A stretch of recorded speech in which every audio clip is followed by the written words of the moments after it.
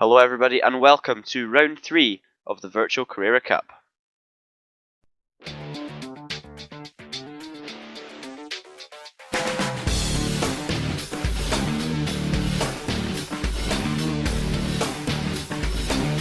Inside SimRacing.tv, the fastest show on the internet. Sim racing news and reviews since 2007, with new shows every week.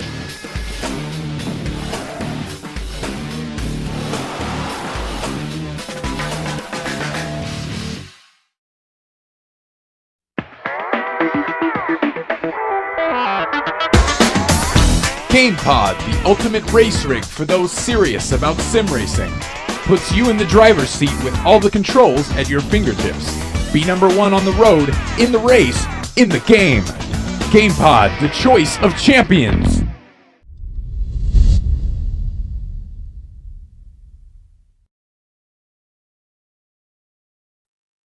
Hello everybody and welcome to the Touring Pro Series Virtual Carrera Cup. This is round 3 live from Symmons Plains. My name is John Monroe and alongside me for today's action is Robert Wiesenmuller. And Robert, we've had a great season so far, a couple of main protagonists at the top of the championship, but as you say, a very successful start to the season. Hello John, hello everyone, and yeah, it's been a great start of the season, a lot of action, a new winner with Risto Capet in the series, and so far we've been at 2 tracks. We've been at Barbagallo for the opening race and at Sundown for the second race, and now we come to Symmons Plains, very interesting track with very interesting weather as well. Yes, and we'll bring you a lot of detail on that situation in just a short period of time as quali is about to begin. But just before that, we're going to bring you the championship standings very briefly so you can see how the guys are sitting after the first couple of rounds.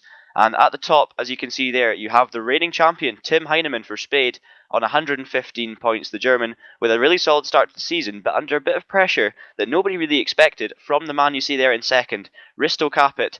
The new man to the Touring Pro Series. He's come in with Walk Racing, sitting on 103 points, and he's had a fantastic start, also claiming his first win last time out at Sandown. And then you've got Chris Hack in third for THR on 88 points, and he'll be hoping to cling on to the front two guys as long as he possibly can. So that's your championship standings after the first couple of rounds, but as I say, we are about to go into qualifying, so we'll get straight into the action. And it's going to be interesting to see if the quickest man in practice, Rob, Risto Capet, can hold on to that pace and get his pole position.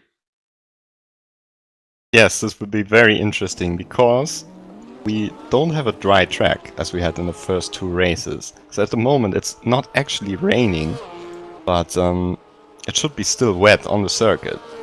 And what we will be seeing is that the racing line will dry out a little bit quicker than, not the racing line. So people have to be very precise, and also, of course, I'm not sure if all the drivers in the championship have really prepared for rain, because on the forecast in the last days it was rather looking to be dry. So Risto Capet has been the quickest in practice, followed by Kevin Siggy and Tim Heinemann. Let's see what he can do here. Yeah, I mean, it's the rain in the situation at the moment is the kind of situation you see in a lot of Formula 1 qualifying sessions where you have a burst of rain before the race. I should, say that this rain only started about 5 to 10 minutes ago, and it's a brief shower, so it's not a very heavy, there's not a waterlogged track, but there is still a lot of water on it. So these guys, will be improving their times throughout the session as the track dries out. And it's going to be all about seeing, which drivers can get as close to a dry time as they possibly can, and it'll also be about sticking on the racing line because that's where, the driest part of the driest section of the track will be. So let's see if Risto Capet can hold his nerve and produce the goods in this qualifying session. As he come around to start, we're going to go on board with him for this hot lap.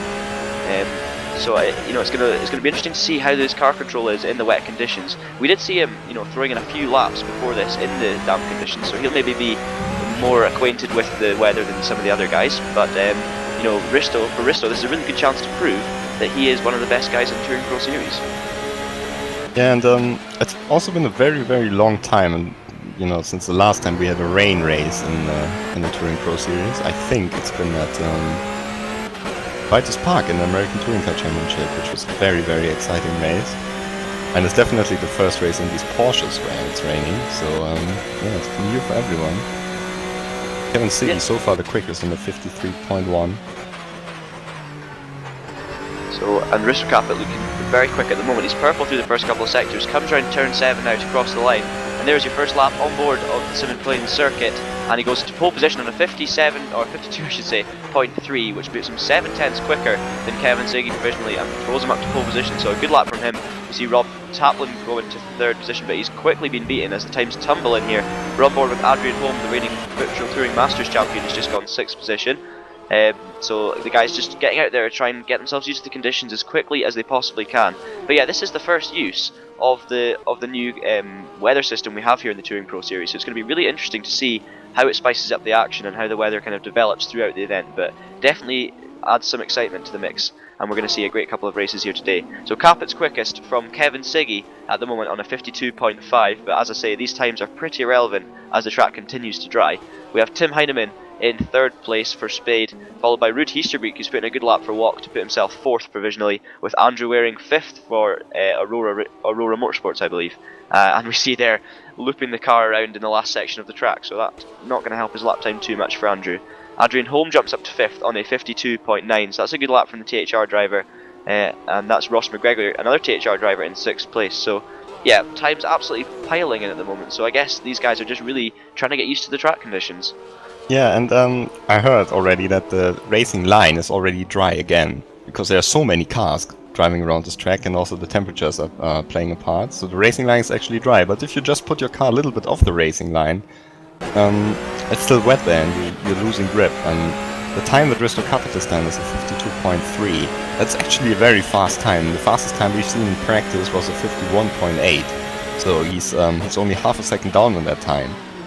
So I'm pretty sure many drivers can't beat that time even when the track is completely dry. Nonetheless, I think, especially as in these Porsches, the tires heat up throughout the qualifying session. Usually we see the fastest time towards the end. And the track conditions, they will only, they will only increase this phenomenon. Yep, and we should be seeing a bone dry session by the end of this qualifying session, so we should see some times nearing that of Risto Capet, and it's going to be all about holding at the moment, all about holding the car on the racing line, so it's going to advantage the smoothest drivers. We see Boyd Bryson abandoning that lap there. We've got Tim Heinemann purple through sector 1. He's just about 100th of a second up on Risto Capet's time. Now heads down this long back stretch, and it's a very interesting layout of track, Symmons Plains. It's a lot of high speed, fast straights into very sharp corners, epitomised by the Brambles hairpin turn 4 that Tim Heinemann went round just before this long straight, because of course that affects your run all the way through here.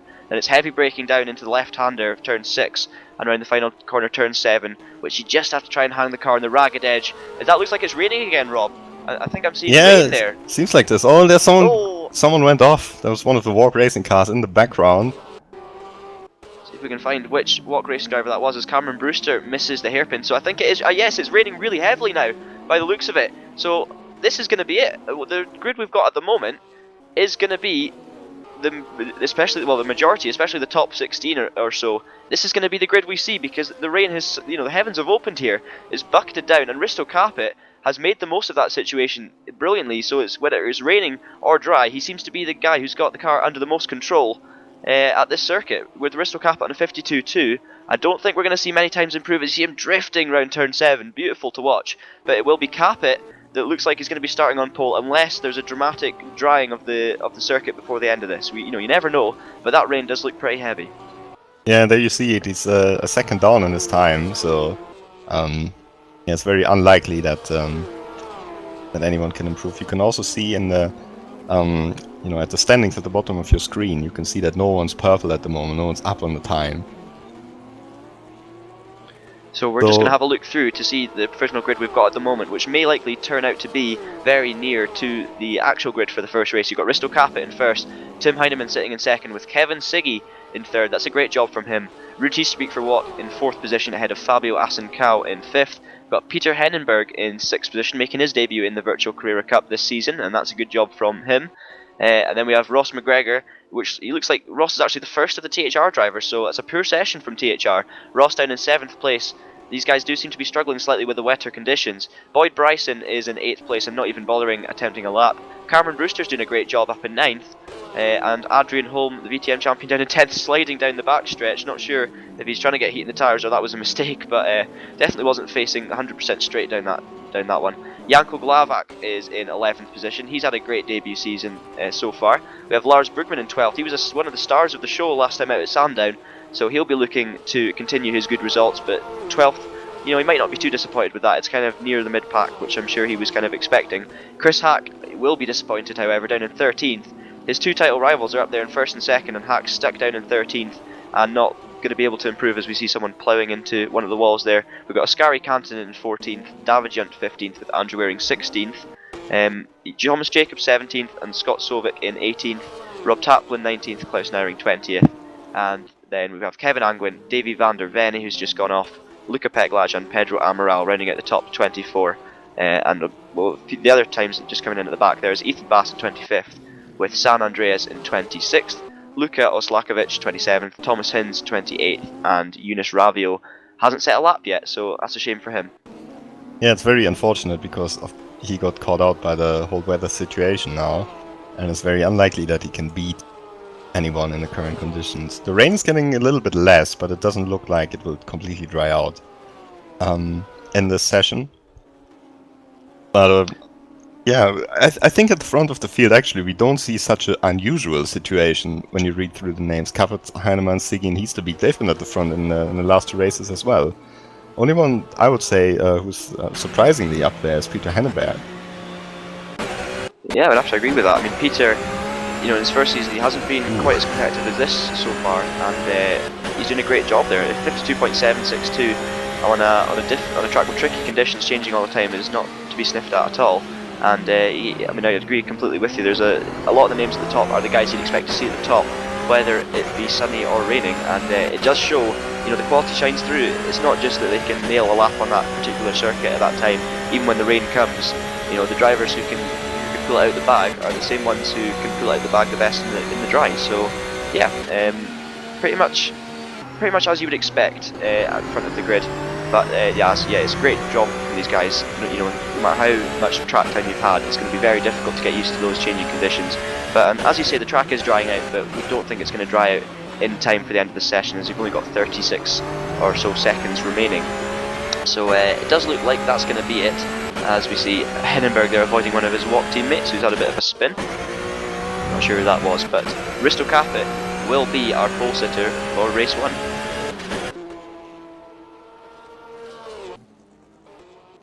All the drivers are still pounding round. I think it's more just to get used to the conditions and hope that they can maybe get a drier lap towards the end. Also, of course, a lot of cars on track means the track will dry quicker, especially on racing lines, so maybe that's what they're trying to do, try and dry out the track and get some, you know, see if they can possibly squeeze in a dryish lap at the end, possibly improve, but it's not looking likely at the moment as the timer ticks down to 0.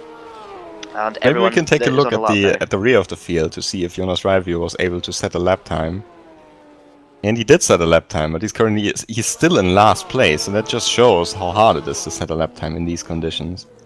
Yep, he's got one more final lap, chance. Oh, he's miles off. He's 1.8 seconds, so he might improve a position or two if he keeps it together, but it's just too wet to get a great lap in. And it's, yeah, it'll be a shame for him. He's going to have a lot of work to do in the race, but I'm sure he'll have fun doing it. We'll stay on board with Eunice for this lap, because it doesn't look like anyone else is going quicker. I'm not sure, is that? I don't think that's personal best coming up there. Oh, he's going off. And that's it. That definitely finished for Eunice, so he'll be starting right at the back of the grid. And all these guys seem to be... Oh, Thomas Jacobs improves into 10th position.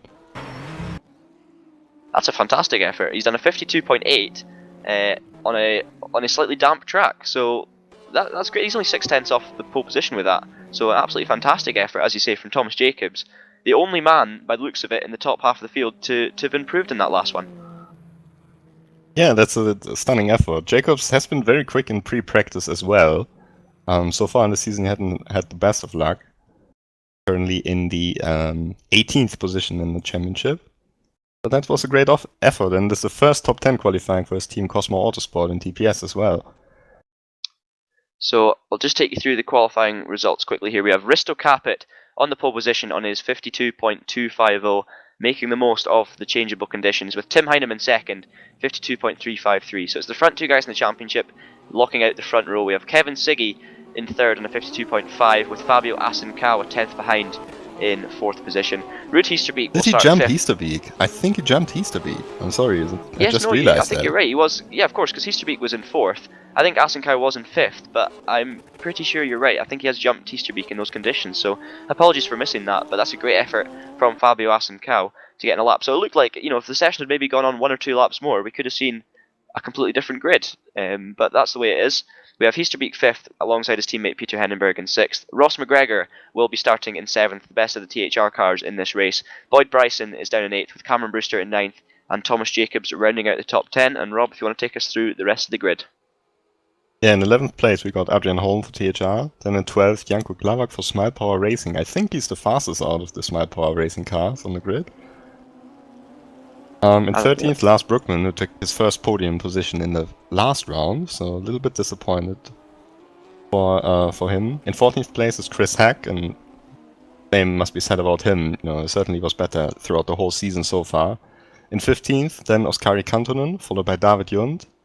17th is Andrew Waring, and 18th is Scott Solvik.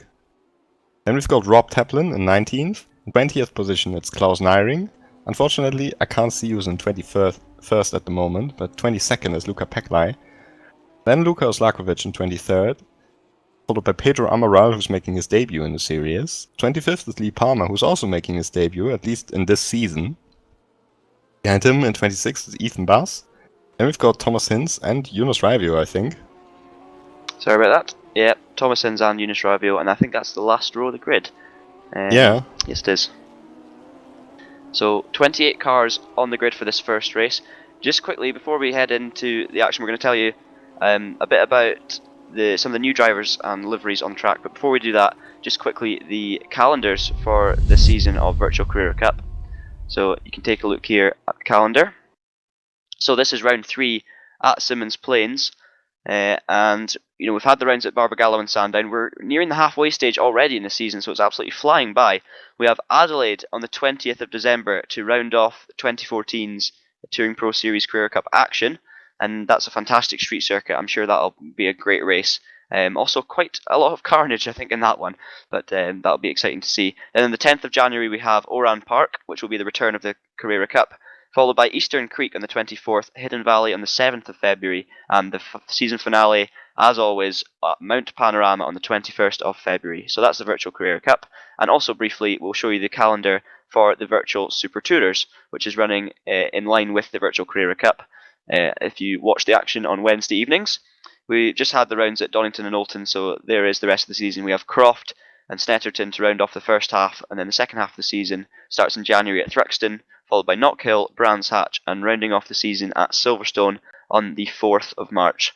So that's the current Touring Pro Series calendars for you at the moment. But let's just jump quickly back into the game and have a look at some of the drivers in the field today. Yeah, there are quite a few new drivers today, and also quite a few frontrunners, regular frontrunners, being absent at the moment. Notable absent drivers are, for example, Chris Butcher, who's missing this race, and I think Pipo Rodriguez as well. I haven't seen him, at least in this session. Florian Voiter is also absent today, but he will come back definitely in the next round. And also Oscar Hartwig, who was very close to taking a podium in the last round. He has to miss this race, unfortunately. But we've got some new drivers, and I think Lee Palmer, for example, if we can find him, he's not in the top 16. Just gonna have to have a look around the standings, see if we can find Lee Palmer. I'm not sure. I'm not seeing his name at the moment, but maybe just taking a break for this one. I don't think he's actually in the server at the moment, Rob. Oh, that's a shame. But Pedro Amaral is in 18th. He's new as well. So let's go to him. There he is, driving for EKT Portugal, which is the real karting team in Portugal. His car is inspired by the Honda of the WTCC. And then we also got Ethan Bass, who's got a new livery. Let's see if we can find Ethan in the standing. There he is in 25th. Yeah. He went with a Martini livery, but a dark red one instead of a regular. Yeah, that's a cracking looking livery. There's Ethan, unfortunately qualified quite far down the order, but hopefully he can make up some positions in this race. And we also got Hawley San Andres in 20th position. Audi already did a couple of races in the previous season in TPS, and in this very intense looking white, red and green car from the kart sim racing team.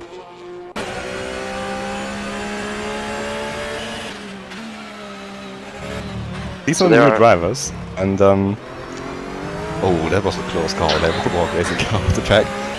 Just something I want to point out before we go into the race session is we don't only have a drivers' championship here, we also have a teams' championship, and that's also very, very tight at the moment. It's still THR Orange leading his championship, so THR Orange, that's Chris Hack and Ross McGregor, but only 2 points behind them is the first of the walk racing teams, which consists of Risto Kappert and Ruud Hiesterbeek, and they certainly got the better of the THR guys in the qualifying session. There you can see the driver standings. You know, if these aren't close enough for you, if this isn't enough exciting, there's also a team's standings going on. Yeah, and it's something I feel it's overlooked slightly. Sometimes, you know, you don't maybe notice as much with the team standings. You always see the driver standings and who's the who's leading the championship and who's in contention. But it's always nice to know that there's also the big inter-team battles going on. You know, there's a big moral high ground to be had at TPS. You know, for being the quickest team out there. You know, there's a lot to be gained from winning the team's championship, and these rivalries are really intense. You'll see a lot during the races. A lot of battles between different teams. You know, you'll see teams working together to make moves, and it's all for a reason, because there is, of course, a team's championship, and you know, many would argue that that's equally as important as the drivers' championship.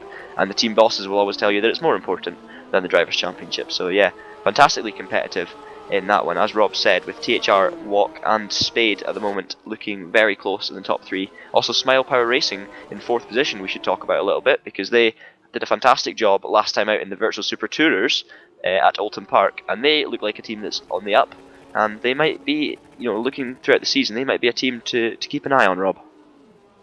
Yeah, and in this race, yeah, I think their progress has been a little bit halted by the absence of Oscar Hardwick, and also of a few other guys like I think Balázs Kiss, who's also not there today. But in the Super Tourers, they managed to get their first 2 podium. Actually, not the first 2 podium positions for the teams. Both Matt Richards and Lewis McLeod got their first 2 podium positions individually in TPS.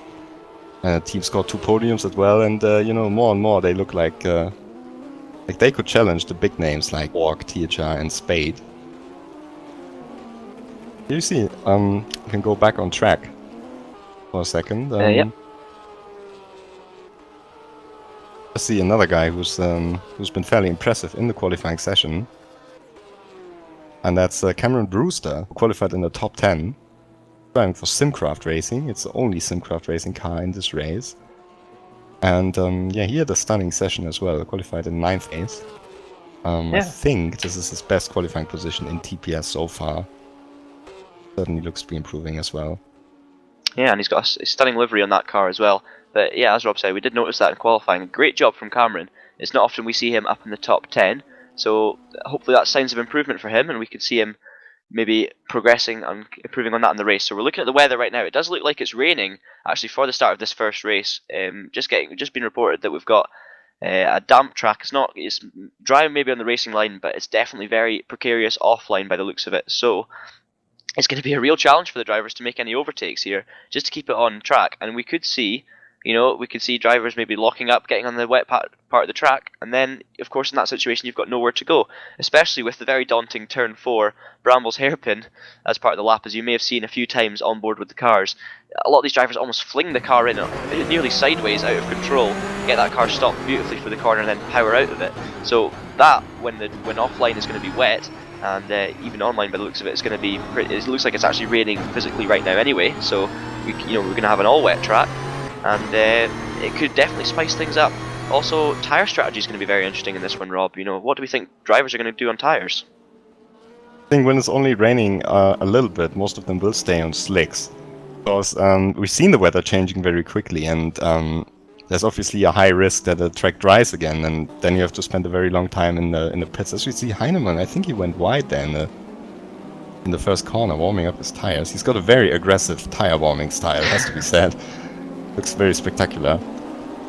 But yeah, this will be very interesting with these conditions. We haven't had them before, and even though we've got Capet, who seems to be the man on form, and Heinemann, who's just been the dominant force in this championship for the last season and the beginning of this.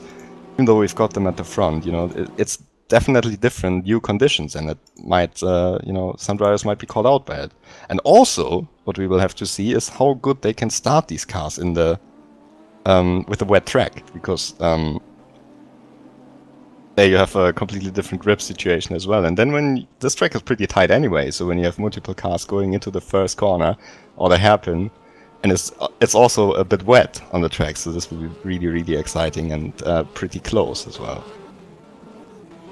Yes, definitely. So these guys are now lining up. It's going to be our first wet race of the season, so we're all looking forward to that. But equally, no matter what the weather conditions like, the Touring Pro Series Virtual Carrera Cup always provides incredible action, and I'm sure this will be no different for this one. We have Risto Capet on the right, as you can see there, for walk. We have Tim Heinemann on the left, and then Kevin Siggy and Fabio Asencal looking to take advantage of any slip-ups on the first lap. We go on board with the drivers, and here we go then. It's going to be the start of round 3, race 1 from Symmons Plains. We wait for the lights to go out here, see which driver gets the best jump, and away they go. Heinemann's done a terrific start there. He's moved straight up into the lead. He's got ahead of rival Risto Capet before the first time. It's an incredibly short blast as we see the drivers piling through turn 1, and there could be a few incidents in that one because we saw a lot of drivers running wide already. We got Capet going wide. Fantastic shot of the drivers flying past the Armco here as we head down into Brambles Hairpin. This is where it's going to get very exciting. We have Heinemann leading the way from Risto Capet. Kevin Siggy follows up in third with Asencal fourth and Ruud Heesterbeek in fifth. But it looks as though the majority of the field got away with that. We'll see if there's any action down back. We've got a few drivers dropping back, I believe, but not sure. I think Klaus Neiring was dropping back there. So right. Obviously it's very tight in this first corner, so it just can happen that some of the drivers are dropping back. But Heinemann did everything right at the start. It looked like he had a much better getaway. Maybe his starting position was a little bit more dry, and he just shot into the lead. And now he's in a position that he likes. He can just pull these super consistent lap times and try to get away.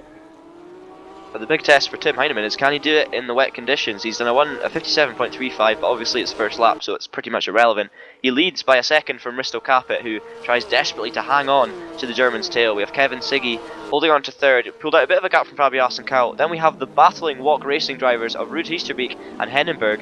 Cameron Brewster's made a terrific start as well. He's, I think he might have gained 1 or 2 positions there, up in 8th position, battling with the other black and orange car, but that's the THR one of Ross McGregor. But there you can see Heesterbeek. We did lose Thomas Jacobs though from the top positions, and also Chris Hack. Hack's still there in 21st position, while Thomas Jacobs is 26 and showing up to be in the pits. Maybe he was just on the wrong tires, or maybe he's been in an incident. Yeah, quite possibly. I mean, looking at that though, it seems like we haven't had a major incident because we've got Lars Brugman in the pits, and Lars, yeah, it's a real shame for him actually because he had such a great round at Sandown, as you said, picking up a podium, but it's almost a drop back to reality here down in 29th. We've got Cantonin in 28th. Thomas Jacobs 27th and Ravio 26th, all of those guys in the pits. So whether that's a mistake in the tyre strategy or whether that's literally just pitting because of an accident, I'm not sure. But a lot of these guys into the pits, and we're still following Peter Hennenberg here in 6th behind teammate Ruud Heesterbeek. Heinemann's pulled out a slightly bigger gap there in the lead. He is now 1.3 seconds ahead of Capet, just ahead of this battle you can see here, with Kevin Siggy still third and Asencal in fourth. But the front 4 or 5 cars do seem to be shredding out a bit, Rob. And then we have this big train behind Ruud Heesterbeek.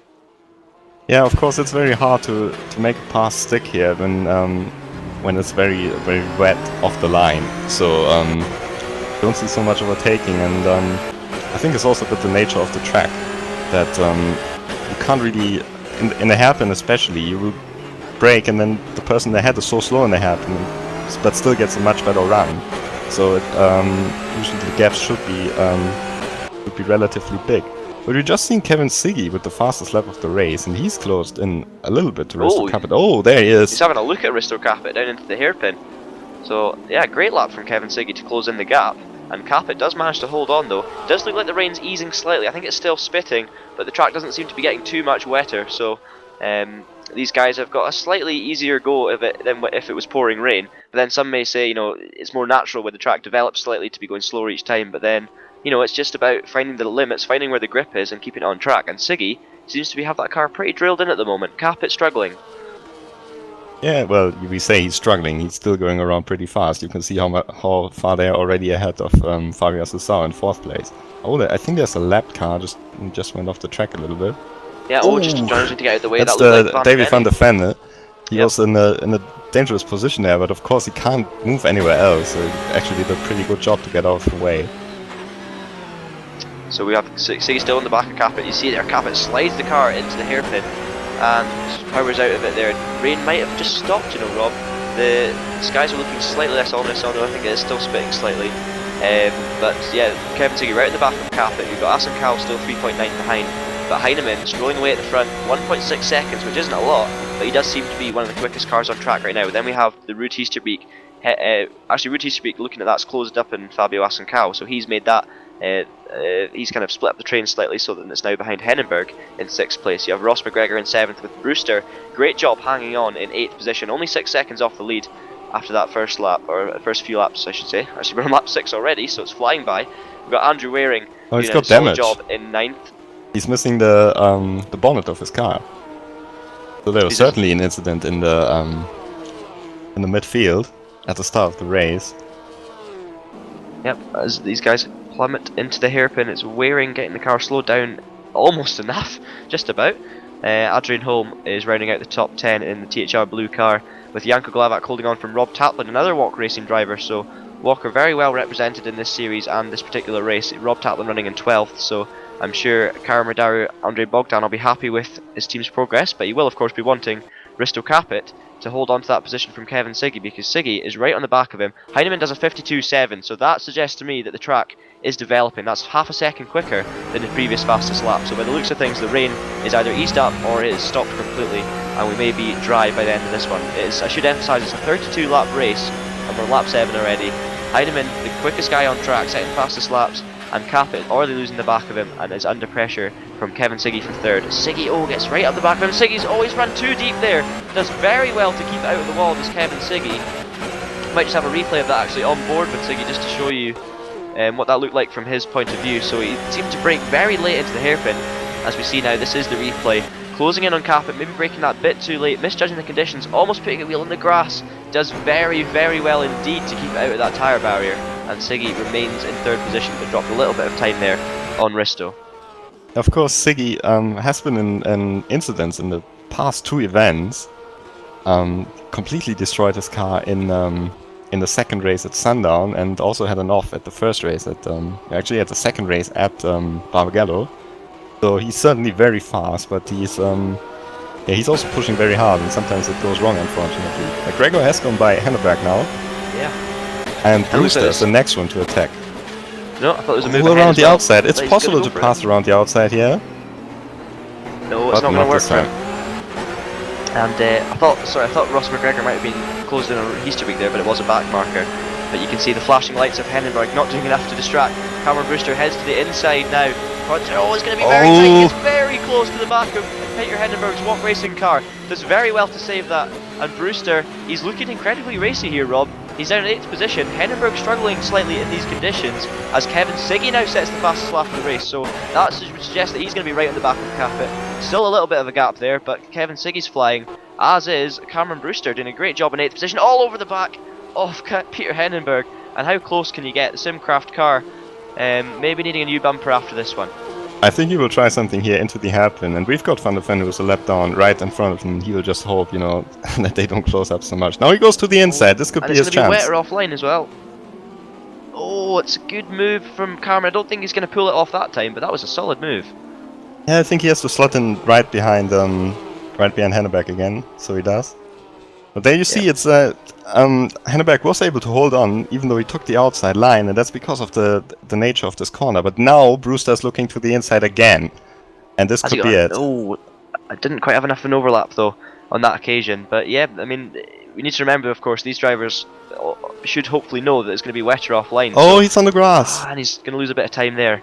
But yeah, Brewster went for a move down the inside. He did well to judge the conditions off track, making the braking manoeuvre almost work, but not quite. Tried it again on the left-hander at turn 5, but didn't quite pay off either. So Cameron Brewster down in 8. Biggies into second. Oh, is that Heinemann? Something's happened to Heinemann. Oh! Is that... What's going on here? This might just Looks be like lag. he disconnected. Let's go for a replay. I don't think we're going to get a replay. And this could be incredible development here with Heinemann dropping out the field. He may well have disconnected, Rob. I think you might be right. He's not reappearing. We sometimes see a slight timing glitch where the driver disappears and then reappears, worrying everyone. But in this occasion, Heinemann's out of the race. He's still showing up in 19th. I don't know what happened there. It doesn't look like he's coming back. No. Oh, Pedro Amaral. I'm not sure if that was lag or that was a misjudgment from Pedro, but Tim Heinemann, that is where his car should be, and that's where it's not. So that is incredible if that's the case. Race leader, running away at the front, reigning champion Tim Heinemann has had a major problem here. It seems like he's lost connection, and that is an almighty shame for him. He was having a fantastic race so far, but it means that Risto Capit suddenly finds himself at the front yet again, and Kevin Siggy, some would say, is now favourite to win this race, because Kevin has been the quickest of these two so far. Yeah, I think this will be a very, very hard battle. It looks like Capit has regained his pace, because he kept the gap up to Siggy now just a little bit. And this is looking good for him. And actually, if he wins the race, even if he finishes second, he will take the lead of the championship. Yeah, and we've also got a fantastic battle going on for third with Asankao and Heasterbeek. Yeah, Asankao the first time in the podium position here, so this would be a great opportunity for him. And of course, what we shouldn't forget is that Heinemann, he can take part in the second race, but he will have to start from the back of the grid. Of course, yeah. This is a major change for the whole championship. So Asankao defending nicely on the inside of Ruud Heasterbeek, but yeah, as you say, Heasterbeek, or Asankao I should say, hasn't had a podium, so this would be a great result if he could hold on. It's going to be tough though, looking at the pressure from behind. But yeah, we should also mention the format of this race, if you're not familiar, is that after the first race, the results of that one are the grid that's put forward for race 2, except we have a reversal between the 6th and 8th position. Somewhere between the 6th and 10th gets reversed as Heasterbeek goes for a move, but he's squeezed out by Asankao. Great defending there, and we see a back marker getting nicely out of the way. But Heinemann's still going. Heinemann's back! What? Where did that come from? But the track is now dry, we should also say, or definitely looks dry online, but maybe still a bit damp offline. But yeah, Heinemann's back. Let's find him, see what's happening with Tim Heinemann. He must have a massive screen freeze there. He's in 23rd place. I mean, he's not going to score points in 23rd place, but it's of course better than the DNF. Yeah, so, and he may be a lap down as well, but that'll help him also for the grid in the race 2 if he can pick up a few positions. But yeah, no, so he was kind of unlucky there, but then lucky at the same time that he's not completely out. And he always drifting a bit wide there, but carried the speed through the corner, so he's still pushing clearly. But yeah, it does look like it's something that's happened to me before. So it kind of makes me suspicious that it's the same thing with this screen freeze. And Heinemann does a 52.1 as he overtakes another car, so it's more of a case of what could have been for the German. But yeah, it does look like he's had a screen freeze, which has momentarily, he's lost connection to the server, but he's reappeared in the position that he was in, so he lost all the time that he was frozen for, which looked like it was about, it could have been anywhere. It could have been up to a minute he lost there, judging by the way he's down in 23rd. But he'll soldier on, hopefully try and pick up. I think Siggy's leading. Takes advantage, and Siggy is leading. Can we get a replay out of this? What has happened there? I think we have to go a little bit further back. Apologies for the cars moving backwards. Is unfortunately the only way we have. And there it is. There it is. There it is. So as we're looking at Heinemann, Siggy ploughs round the outside. It's a fantastic move actually from Kevin. Round the outside of Capit, who tries desperately to hold on to the inside line to no avail. And Siggy, is that rain again, Rob? Yeah, it looks like it. And I think Capit made a mistake there as well, because he tried to go on the inside line where it was much more wet to brake for the corner, and Siggy just took the racing line, took the dry line, and managed to get past him. And I think Tim Heinemann is actually right behind him, although a lap down. Yep, I think so. Yeah, he is. So he can almost race as if he was actually there, but he's a lap down. But it definitely is pouring with rain at the moment, so it's gone back. A mixture of conditions here, really tough one for the drivers to handle. But as you say, that was just a fantastic manoeuvre from Siggy. He was making the most of the track conditions. With Capit defending on the inside, Kevin knew where the grip was going to be. Ploughed around the outside. It was a stunning manoeuvre from him, and he now leads the race. And I don't believe he's won a TPS race before, has he, Rob? No, he has not. His best result was a second place in the first race of the season. Just something else I want to point out. Luka Oslakovic is currently running in 10th place. Waring has also dropped back a little bit with his damaged car. And of course Heinemann dropped out of the top 10. So Luka Oslakovic in his first season in TPS now in the top 10. A stunning performance from him. That is a great performance, as is, of course, in his first season, Janko Glavak in 9th. So those two guys, but Lucas, I'm pretty sure Luca was starting right, further down the grid, so great progress from him, and he's taken advantage of his other drivers' downfalls, as we see a move there for 3rd position, from Heasterbeek. Looks like he's getting on the outside of Asenkow. Can he hold it? Asenkow's sideways out of the corner, and Heasterbeek gets the move done. So we see Ruud Heasterbeek now up to 3rd.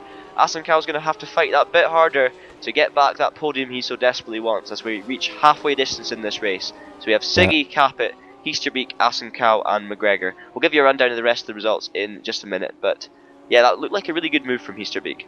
Yeah, that was brilliant. You can make it work here around the outside because of the camber of the corner, and especially in these conditions, maybe it's worth it to place your car there. So brilliant move from Heasterbeek now into 3rd place. I just saw on the time that Andrew Waring dropped out of the top 16. Got a first DNF, Yunus Raivio, unfortunately. Waring showing down in 18th now. I mean, we will have a rundown of the standings actually for you now, so we can see if we can see what's happened to all these guys. So if we go back, we've got Siggy from Capet, Heasterbeek and Asenkow, and they have been providing some great action so far today. Ross McGregor in 5th is 8 seconds off the lead, followed by the walk racing driver of Peter Hennenberg. Cameron Brewster still doing a cracking job, now in 7th of course thanks to Heinemann's downfall, and if he can hold on to that, I'm sure that will be one of his best TPS achievements for Cameron. I'm pretty sure this will be his best result by far. Yeah, I think so. And Adrian Holm seems to be controlling the car nicely in the wet up to 8th position. Janko Glavak and Luka Oslakovic, the two newbies to the series, are doing a great job in 9th and 10th for Smile Power.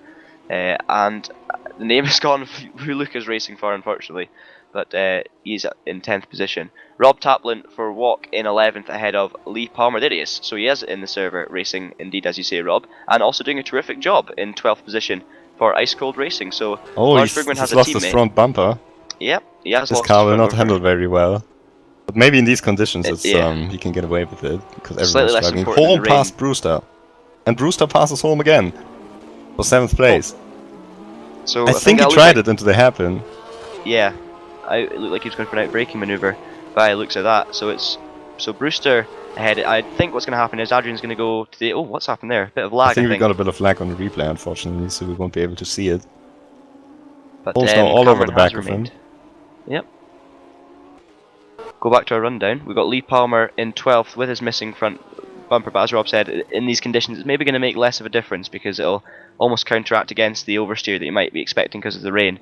Especially on out of the corners and stuff like that. So it might not be the end of the world for Lee, doing a great job in 12th with Chris Hack slightly disappointing 13th. I mean, he seems to have made good progress in this one, but the fact that he qualified so low down will be gutting for the Englishman. Luca Pecklage in 14th with Klaus Nyring in 15th, and running at the top 16 at the moment is Boyd Bryson. And then we just look a bit further down, we have Scott Sovic in 17th for Optimum Sim Racing, ahead of Andrew Waring, who's missing his bonnet, so you can have a lovely view of where the engine definitely is not in these flat sixes, in 18th. David Yunt in 19th, also missing a body panel, so there's been a lot of contact in this section of the pack, it looks like. Jordi San Andrea is doing a decent job in 20th, with Ethan Bass in that Martini livery off the track. He's off the track. So, but no, he's letting the front guys through, so that was actually very safe from Ethan Bass, although maybe going a bit far to let the guys pass, but definitely getting out of the way, doing his job. Ethan Bass there in the Martini livery in 22nd. Let's go passed by Heinemann actually in this Oh scene. Yes, of course. And yeah, because of Heinemann, you've probably been expecting Heinemann to, well, either to have been in the lead pack or just Ethan maybe just concedes that because Heinemann's obviously going to be quicker. Judging by his pace at the moment. So Ethan Bass in 22nd, Amaral in 23rd, catching him making a mistake at the hairpin. Oh, rejoining right in front of, I believe that's the car lapping him. Is that Janko Glavak? Yeah, it is. So that was almost a collision there. We have Davy van der Venne in 24th with Oskari Kantonen in 25th, and this is like a big battle here actually with Kantonen, Jacobs. It's just Kantonen and Jacobs. So we're going to keep an eye on this one for the hairpin. Kantonen defending from Jacobs, who did a great job in qualifying but hasn't managed to capitalise, holding on to 25th, and doesn't make the move there. So it's Kantonen 25th, Jacobs 26th, Lars Bergman down in 27th but still going, Thomas Hinz in 28th, and our only retirement, which is fantastically surprising, is the Yunus Raivio, the THR driver. It's not fantastic for Yunus, of course, but it's good to have only one retirement in these conditions. And Asun Sao is back in 3rd. He's to be dropped back to 5th position. I think So we we won't have be able missed- to see that on a replay. Worth a try, but I think you're right. He looks like he's already lost a position by then, so unfortunately we've missed that. But that's a podium gone for Easterbeek. Yeah, he dropped quite a lot back now, over 5 seconds to us in South, and that will be very difficult to catch up again in only 10 laps. It's Yeah. very surprising to see Easterbeek make such a mistake. I'm just assuming it was a mistake, because usually he's one of these drivers who's just rock solid, always bringing the results and always in control of his car. But still in 5th place, not a bad position at all. Yeah, we're just looking now at the positions gained and lost by the drivers in this one, and Kevin Siggy, as you can see, a race leader, he's only got 10 laps to do to take his first TPS win. Now, fantastic one it'll be in the mixed conditions here in Symmons Plains. He's gained 2 places from his starting position of 3rd. Cappett's dropped from the pole position, but definitely still a solid job from him. He hasn't quite had the ultimate pace in the mixed conditions that Siggy or indeed Tim Heinemann did have before Heinemann's unfortunate demise through the technology issues, but he is of course still running. But that's Capet in 2nd, with Asenkow also gaining a position. Ross McGregor up 3 from the starting place, with Easterbeek and Hennenberg staying as they were. Hadrian Holm in 7th has gained 4, and Cameron Brewster's also gained 1. See if there's any massive gains. We've got, as you say, Luka Oslakovic, 13 positions up from his starting order in 10th place, so great job from him. Also Taplin up 8, and the rest of the Heinemann's in the drivers points. Heinemann is back in 20th position. Alright, I'll see if I can have a look at that. I think Andrew Waring went missing. I think he DNF'd. Yep, we did see him dropping actually down the pack, and he has DNF'd. His engine's gone, so that's a unfortunate one for Andrew Waring. Heinemann's now all over the back of San Andres already, who's ahead of him on track, so can double up his point score here if he gets past him, and San Andres is not even trying to defend the position, just lets him go in these tricky conditions. Oh, Heinemann hanging on to the edge of the track there, but he's definitely on a mission. But yeah, as you say, I mean, this is the thing about Heinemann, he has such an air about him, and so much pace that drivers, he comes up behind you, either he's going to pass you, so there's no point fighting it and compromising your own race. He's got that kind of persona about him, this Tim Heinemann. He can make drivers literally get out the way for him, just because of his sheer speed and dominance. So Heinemann now up to 19th, and very much gaining as many points as he can in this one. It's going to be interesting to see if he can get Peklaj or Yunt or any other positions, but he's still got 8 laps, so it's definitely not over. And the rain is kind of staying consistent, so there's not really too much happening on the weather front as we stand at the moment. So now we're back at the front of the field. We've got Siggy leading by 1.7 seconds from Capet. That gap is staying fairly consistent. Asensao already 8.1 seconds back. Then McGregor did a very, very solid race, and Easterbeek. Doesn't look like too many close battles at the moment towards the front of the field. Adrian Holm is fairly close to Peter Henneberg, but not right behind him. We have Lee Palmer on the back of Rob Taplin at the moment for 11th and 12th position. But one thing we shouldn't really undermine is, the track conditions like this is very hard to lap consistently, because, every lap is a new braking zone, it's a new, you have a different amount of grip in different parts of the track every time you get there, so it's very difficult to keep up the pace. So by no means is it a simple job for Siggy to hold on to that 1.4 second lead that he's hanging on to at the moment. He's still running 54.1s, which is a great job, as the track is, it's pretty wet at the moment, it is quite consistently raining. So yeah, it's a great job by all these guys to keep it on the road. And Lee Palmer's looking really racy here on the back of Rob Taplin. They're heading into Brambles Hairpin now. Is the Englishman going to dive to the inside? No, he sticks in behind Rob Taplin at the moment. Taplin's going to run slightly wide out the hairpin, but that'll give him no problems on the exit, and he will hold on to that position. So you see right behind, Chris Heck has closed up the gap to Lee Palmer, and Heck should have a little bit more pace in these 2 cars ahead of him. So perhaps he can gain a few positions towards the end of the race. And if those guys start battling in front of him, of course, as we always say, it's a case of if the guys in front are battling, it slows them down so much that Hack will be right at the back of them in a jiffy. I mean, he basically is already on the back of them. And also, if he can get past Lee Palmer, maybe that'll help Lee in the long run, because Chris might be able to get past then Rob, and Lee can of course follow Chris through. So yeah, definitely a race developing here from those 3 guys. It looks like Capet's actually gaining on Kevin Siggy slightly on that last lap, so if we just have on board with Rister, you can see the gap physically there. He can see his prey, you can see the leader Kevin Siggy out in front. He's dropped a little bit again, he's 1.5 seconds behind when they crossed the line. So he did have a quick middle sector, I think, in that one did Capet, but it was compromised in the final sector. So you've got this 1.5 second gap between the front two, and that's definitely not over yet with 5 laps to go. You've got a big gap back to Aston Cow, who's driving around just praying that nothing happens to him and he can hold on for a great first podium. As Kappa takes a very, very sharp line into that hairpin there, which we haven't really seen much. Not sure if that was an error or just the way he likes driving in these conditions, but it definitely looked solid. Ross McGregor in 4th place, still 11.5 seconds off with Easterbeek. He'll be kicking himself, Easterbeek, if he's made a mistake, because he's down in 5th place, you know, and the podium was there for the taking. Yeah, but now it looks like Fabio Assunção, the Ghost Speed Racing driver, will take his first podium. It's actually something we can point out as well, the teams that these guys are driving for. Because Kevin Siggy is driving for Enterprise GP, who are actually doing their first season in TPS, and already got their first podium in the first race they ever did, and now it could be even the first victory. That's pretty impressive for them. Ghost Speed Racing, I think, also has no podium in TPS so far. But of course, this is a very big name from other sim racing championships. We've got a battle here. Henneberg now has to defend from Adrian Holm, the VTM champion. And Holm looks to the outside. Hennenberg's defending really nicely on the inside. Holm's going to go to the outside. He's got the best of traction under braking. Can he get it stopped? He's gone very deep in, and he does get it stopped. So Hennenberg maybe a little bit tentative off the racing line, trying to defend down the inside. Holm knew where the grip was. He fired his car around the outside, knowing that it could get stopped in time. And a great move there by Holm. Moves up to the 6th position, and Hennenberg has been struggling slightly in these conditions. I mean, it's definitely not an easy task, and he's done well to hold on to, you know, his top 8. But he does seem to have slightly less grip than the guys around him, are struggling slightly more, and he's been kind of the prey for a few of these drivers as they move up through the grid, but no means a bad effort in his first season. It's Peter Hennenberg running in 7th. Cameron Brewster still holds on to 8th for what would be, hopefully, or what we think would be, sorry, his best Division 1 finish in the Touring Pro Series. Yeah, I just looked it up. It was 13th place before his best finish. So 5 places better. A big improvement for him if he can hold on to that position. And then you've got the 2 debutants of Janko Glavak and Luka Ozlakovic in 9th and 10th. That would be a fantastic range of drivers in the top 10. You've got the fastest guys, the experienced guys.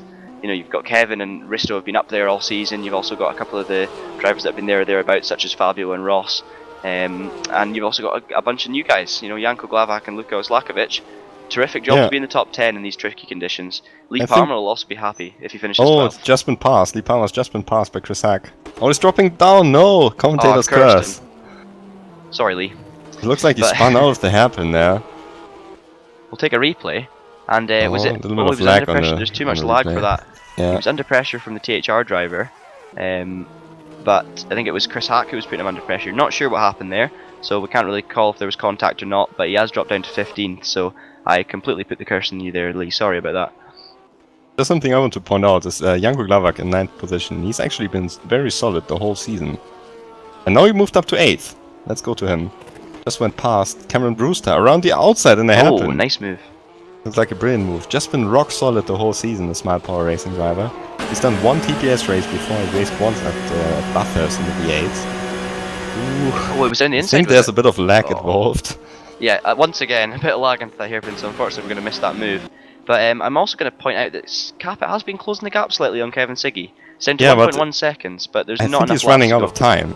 Yeah, definitely. This is already the second to last lap that they're on at the moment. Actually, or is it the final lap? Must be the final lap. But I think he's got one more. So I think, well, actually, it's 1.5 laps now because they're halfway around the penultimate lap. But I mean, that gap of it, anything under a second, he's right there. You know, so Siggy will be seeing this in his mirror, and we do see it go under a second now. So we're going to have a quick look at this because Capit has got the bit between his teeth, and obviously. Oh, and there's David Jund. There's David Jund with damage. Yeah.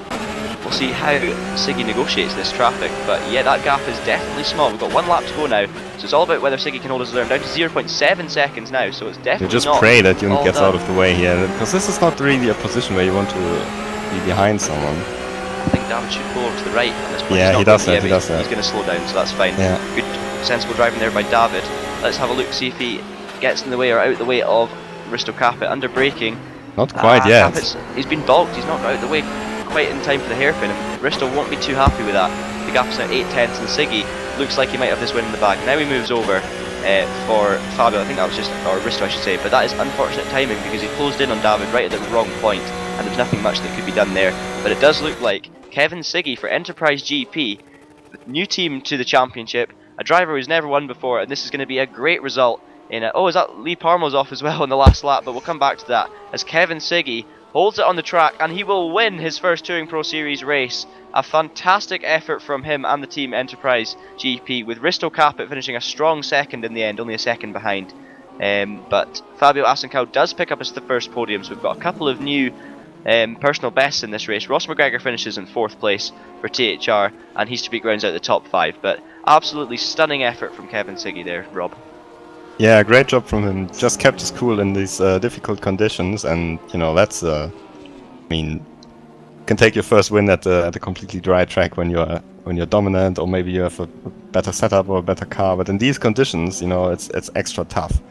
And Siggy has been a bit under pressure in the last rounds, because he made pretty much two unforced errors already this season. But now he's just proven everyone wrong, and he's won the race, so congratulations to him. Risto Caput takes the lead of the championship with his 2nd place, and well done to Fabio Assunção for his first podium in TPS. And we can't, of course, forget Tim Heinemann.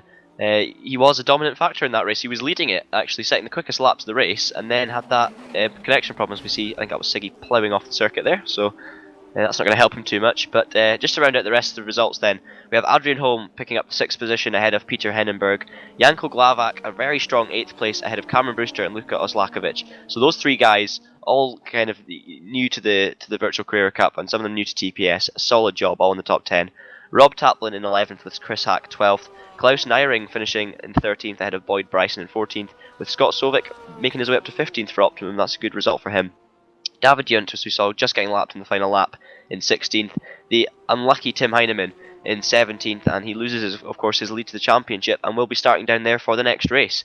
Lee Palmer did finish 18th, so that's a real shame for him. He was running right up there in 12th place, battling with Chris Hack, and then we just seemed to see him have a few problems towards the end. So Lee Palmer finishes down in 18th. Luca Pecklage will be in 19th. Jordi San Andreas picks up 20th position, and the final points paying one in this first race at Symmons Plains. We have Davy van der Venne in 21st with Pedro Amaral 22nd, Thomas Jacobs 23rd, and Oskari Kantanen down in 24th.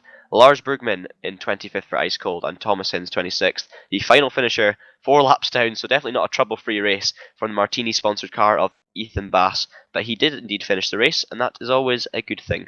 So there is your finishers from the first race at Symmons Plains. And there's a lot to take from that race, especially with the tough conditions and stuff. But Kevin Siggy was definitely the man who weathered the storm here today. We're going to be back very shortly with action from race 2 at Symmons Plains, and we'll bring you information about the grid and a couple of other things happening. But for now, we'll see you in a few minutes' time.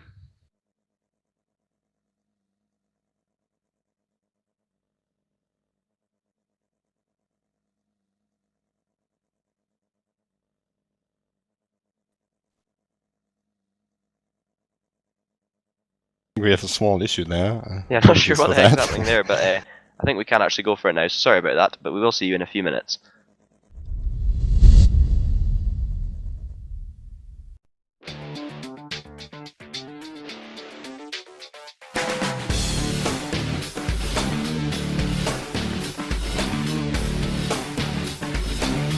InsideSimRacing.tv, the fastest show on the internet. Sim racing news and reviews since 2007, with new shows every week.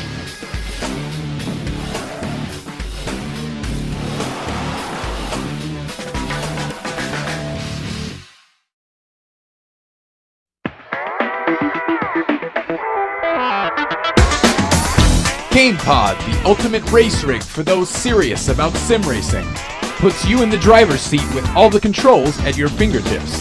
Be number 1 on the road, in the race, in the game. GamePod, the choice of champions.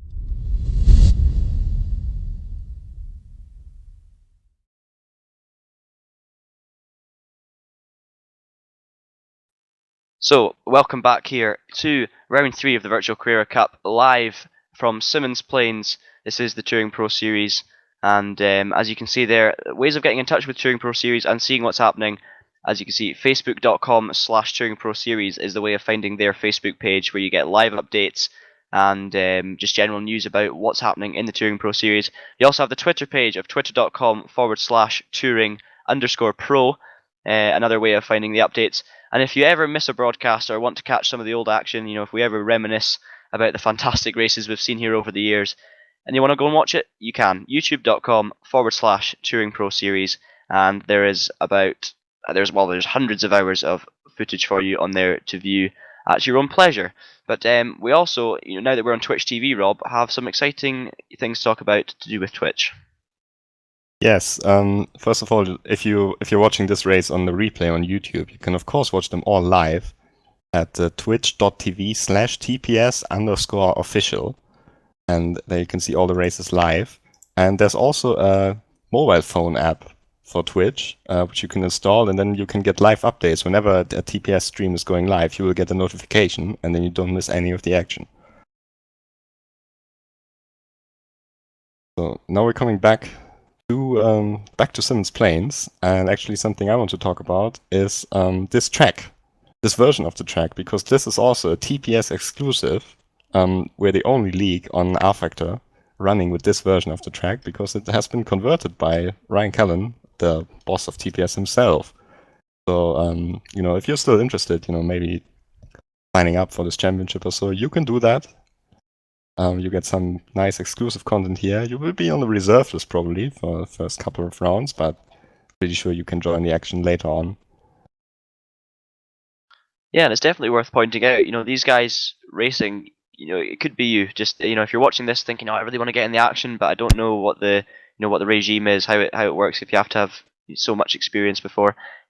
Anyone that feels they, want to race in the Touring Pro Series can do.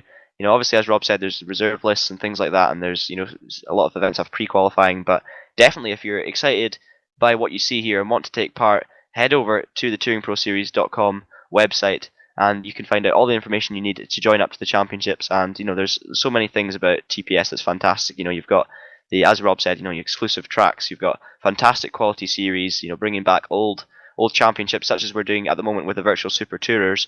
And you've also got the weather features here, and all the mods are fantastically tested, thoroughly edited to make sure they're perfect. And yeah, it really is a great league to be involved in. We've just got a bit of a break here before we go to the next race, and what I can bring you the exclusive news of the starting grid for the next race. It is going to be the 7th position that's going to be the reverse grid. So we have whoever finished 7th in the first race on pole position, just to explain the rules here, and that will be reversed. So 6th place will be starting 2nd, whoever finished 5th will be starting 3rd, right down to the winner, Kevin Siggy, who will be starting in 7th, and then it goes normally from there. So whoever finishes 8th will be starting in 8th, 9th, 9th, etc. Yeah, I can already bring you the grid here, actually. So on the front row, we've got Peter Henneberg for Walk Racing, and alongside him is Adrian Holm for THR. And then the second row will be Ruud Easterbeek for Walk Racing, followed by Ross McGregor. Then we've got Fabio Assunção and Risto Caput, and on the 4th row, it's Kevin Siggy and Janko Glavak, who finished 8th. And in the 5th row, it's Cameron Brewster and Luka Oslakovic. So, certainly looks very interesting. Tim Heinemann, of course, doesn't benefit from the reverse grid. He will still start in 17th, finishing positions. He did set the fastest lap, though, in the first race, by quite some margin. So, at least he's got that one.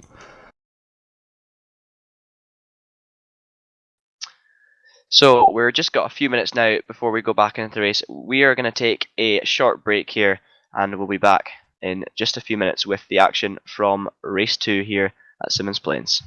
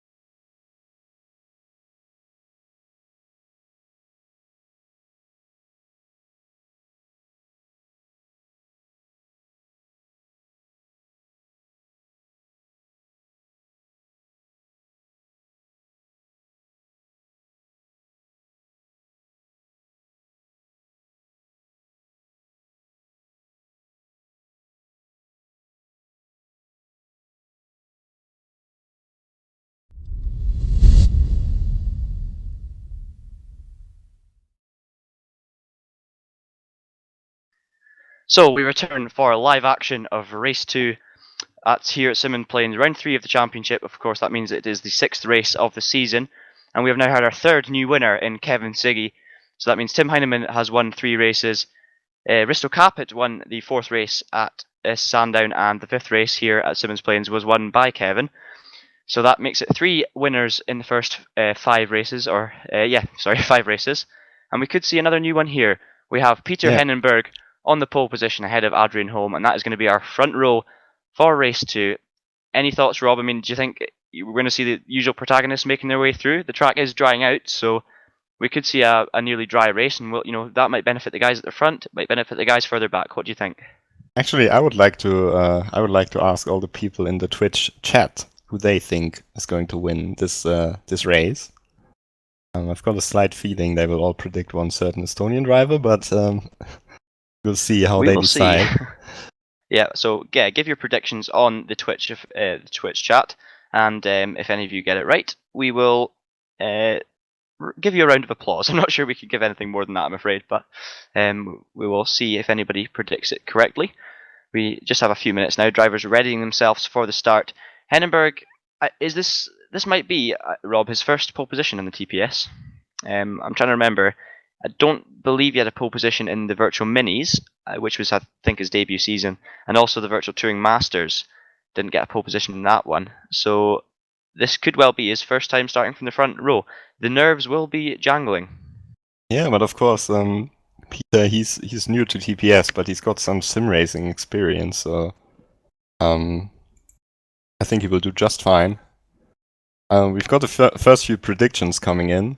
There's 3 times Risto Caput, and someone predicted De Palma. So there's another Risto Caput prediction. So Risto Caput seems to be the fan favorite here, going into the 6th race of the season. But I will say Adrian Holm. Yeah, just because he's been saying in last time in the interview after the race that he's hoping to win a race maybe this season. Perhaps get a podium, and now he's in a decent position, and he already showed that he can defend first position. He did a pretty good job against Tim Heinemann and for a large part of the last race at Sandown. Unfortunately, then he made a little mistake and lost it all. But maybe it will go better this time. Adrian Holm, of course, has a lot of sim racing experience, so he's my pick. Yeah, and of course, Holm definitely not short on experience. That is one thing. And also winning races. Holm is one of the best at doing that in TPS history, especially the recent history. The way he won the Virtual Touring Masters races were absolutely phenomenal. So, I was also going to say Adrian Holm, but another man that I'm going to say that maybe not many people would have is going to be Ruud Heesterbeek, because Ruud he had the pace for a podium here today. He was running 3rd place.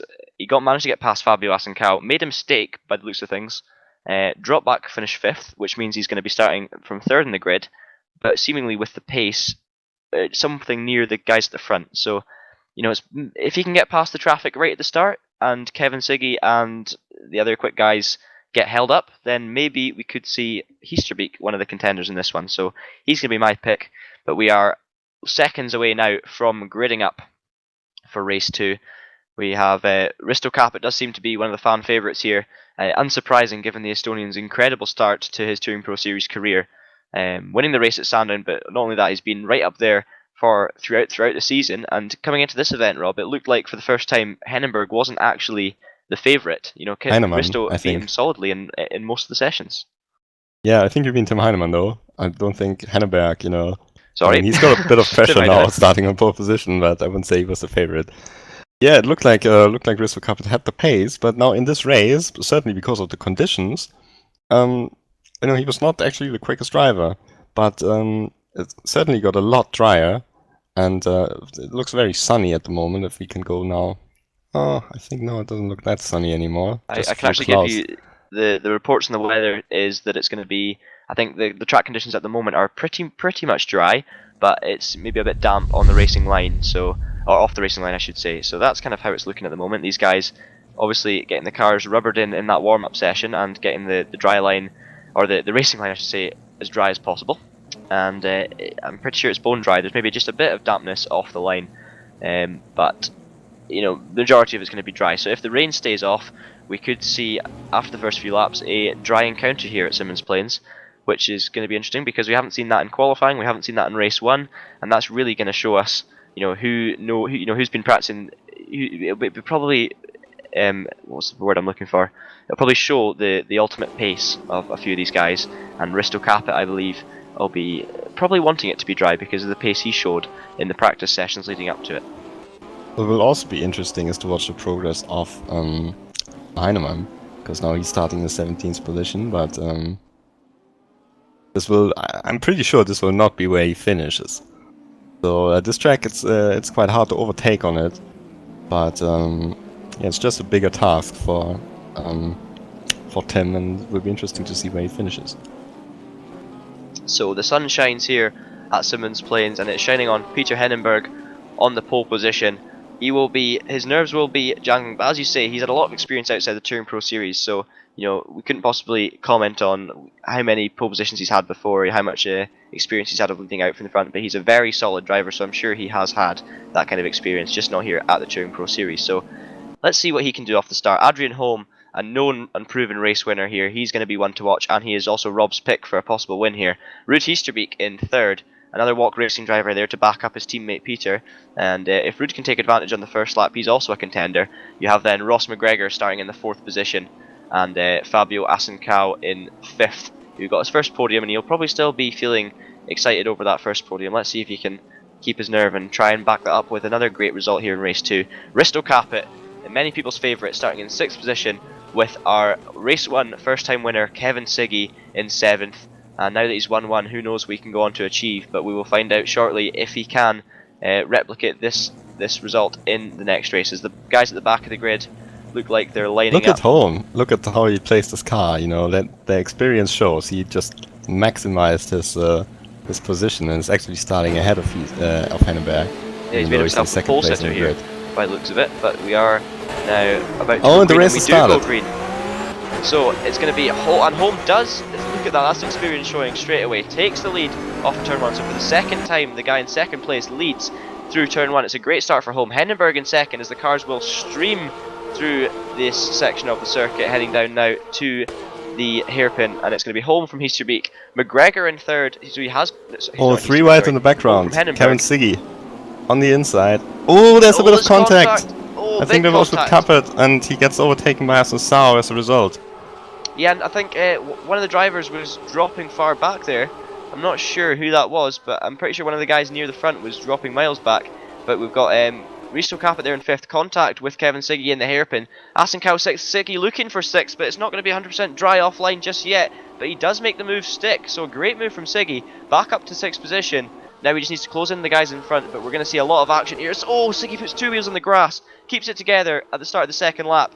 But we have Adrian Holm, a man who knows how to win, out there in front on the first lap, 3/10 ahead of Peter Hennenberg, so he hasn't dropped him, or he's nowhere near dropping him just yet. We have Ross McGregor in 3rd, a second back, and then Heesterbeek behind him. A lot of Walk cars. It looks like 3 of the top 5 are actually Walk Racing cars, so they have a big entry in this one, and they're definitely up the front of the field. But you can see there, Heesterbeek already looking racy in the back of McGregor, but it is going to be Adrian Holm who leads at this current stage, and let's see if Capit and Siggy and the likes of that can make their way up through the field. Also to mention, Tim Heinemann is already up to 11th. Yeah, great start from Heinemann there. Didn't do anything wrong, didn't waste any time to get back towards the front. And now it will be interesting to see, because I think McGregor now will try his best just to hold back Heesterbeek and Capit and Siggy for a while, because that will give his teammate Adrian Holm a good chance. Get a nice little gap, and to be honest, he doesn't even look to be under pressure at the moment. I think he was right at the end of that lap, but it's the guys behind that are Capit's on the inside here. And I'm sure Heesterbeek, yep, I was going to say... Oh, and McGregor also makes a move on Hennenberg. Side by side. Looks like Hennenberg can keep the 2nd position. Yep, and he does, but that was a bit of an unexpected one. We were on board with McGregor looking back, and we should have been looking forward, really, because he's made the move on Hennenberg. Hasn't made it stick. Does he look to the inside again? Yes. He does look to the contact a bit. McGregor just out slightly wide. Very and forceful it's a forceful move. but it seems okay. McGregor up to second, and then he's got the 3 walk racing cars all following him. But that's fantastic for Adrian. Oh, Holm. I think Siggy was off the track there in the background.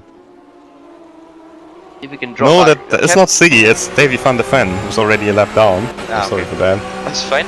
And Siggy, of course, is going to have a fantastic view of the action ahead of him here, because he's in 6th behind the guys. It looks like there's a lot of overtaking going on here. Oh, he's But the beak on the inside of Capet.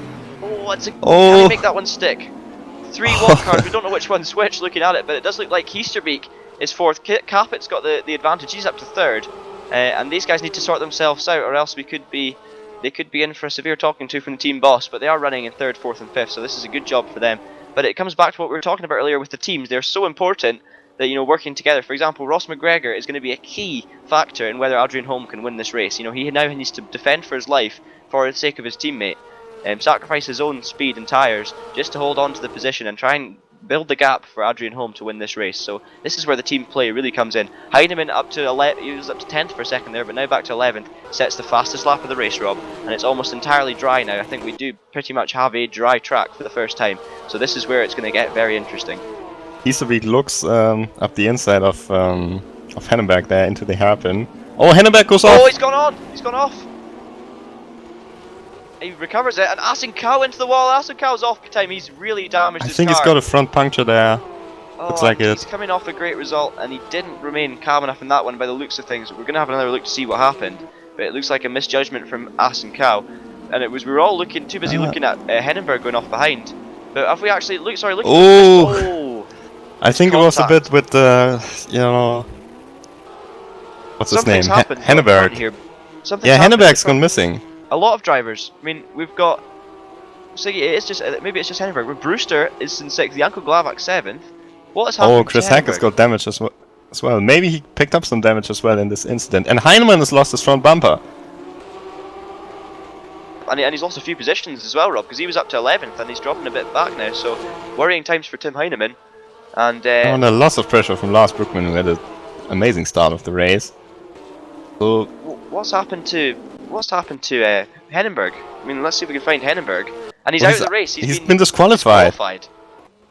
maybe he jumped the start or so. I don't know what happened there. Sorry, Didn't come in Scott for Solvik. for a drive-through penalty. I can't explain it in another way. Apologies Either to Scott way- Solvik. I jumped to his camera right when he went off the track. So, but Adrian yeah, Holm no, leading by 2 strange seconds. thing. Strange for Hennenberg though.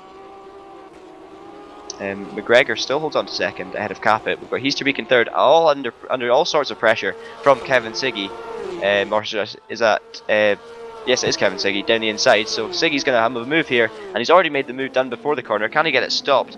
The fact that the track's now 100% dry. Heasterbeek's braking late. Siggy's he's- almost losing it there. Got a Oh! car off. There's What was Capet! that? Capet's off! What was Capet Capet? spun! He spun in the hairpin. So the top 3 guys in the championship. need to get a are all replay having of this. nightmares.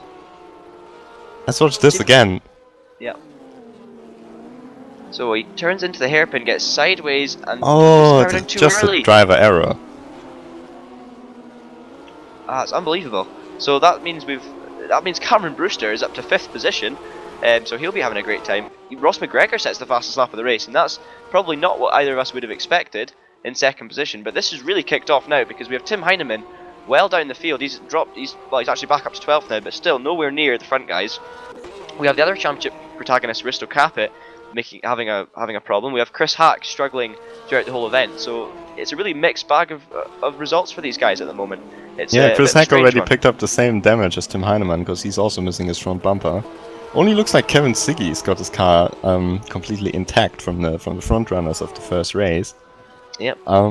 But yeah, at the moment things are looking good for THR with the 1-2. Braking now. We're on lap 8 already, of course, through the left-hander. Siggy all over the back of Ruud Heasterbeek. Will jump on board of his car, maybe ran a bit wide there. He lost a bit of momentum, but yeah, as you were saying, great job so far from the THR boys. Their cars seem to have remained pretty clean. They've stayed contact-free as much as possible. Capet now is going to be fuming with himself. He set the fastest lap of the race, which is always a trait of someone who's just made a mistake.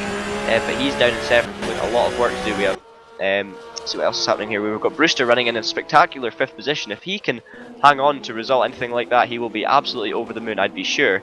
Glavak's also got damage. He's also missing his front bumper.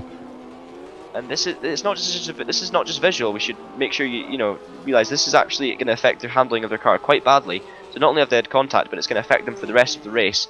Siggy looks like he's really close to Heasterbeek now, only a couple of tenths. He looks to the inside, into the left-hander, but no, he ducks back out of that one. Slightly deceived by the camera angle, and keeps on the track. Can we just go to Tim Heinemann for a second, who's battling with Rob Taplin? Ooh! Yes. He's definitely battling with Rob Taplin. Makes the move down the inside, and Heinemann, can he make it stick? Yep, he keeps it on the track, and he now gets onto that position. So that's back up to 11th for the damaged Tim Heinemann, but definitely by all means not having the perfect race is the defending. Oh, there you can see his front bumper was lying around there on the inside in the first corner. And it looks like we've had a change of position also. Yeah, I think it was Siggy versus Heasterbeek. Yep. And they're still side by side. So Siggy now looks to the inside for the right, but he's going to be on the outside for the corner after this. This is a flat out right-hander. They're right on the limit. Siggy does well to force Heasterbeek out left a bit, but doesn't quite push him out as wide as he could have perhaps. So slightly, but he doesn't need to because Siggy goes round the outside, and that's a fantastic move from Kevin Siggy. He's won the first race, and that is a stunning way of backing that up. He's moved up to 3rd place ahead of Heasterbeek with an incredible move. Let's have another look at that one, Rob. Yeah, I mean he's already alongside, but Heasterbeek keeps his car on the inside, so he can't take the real racing line. He has to give Heasterbeek enough room. He does that. And you see, it's very, very fair move because there's plenty of room for Heasterbeek.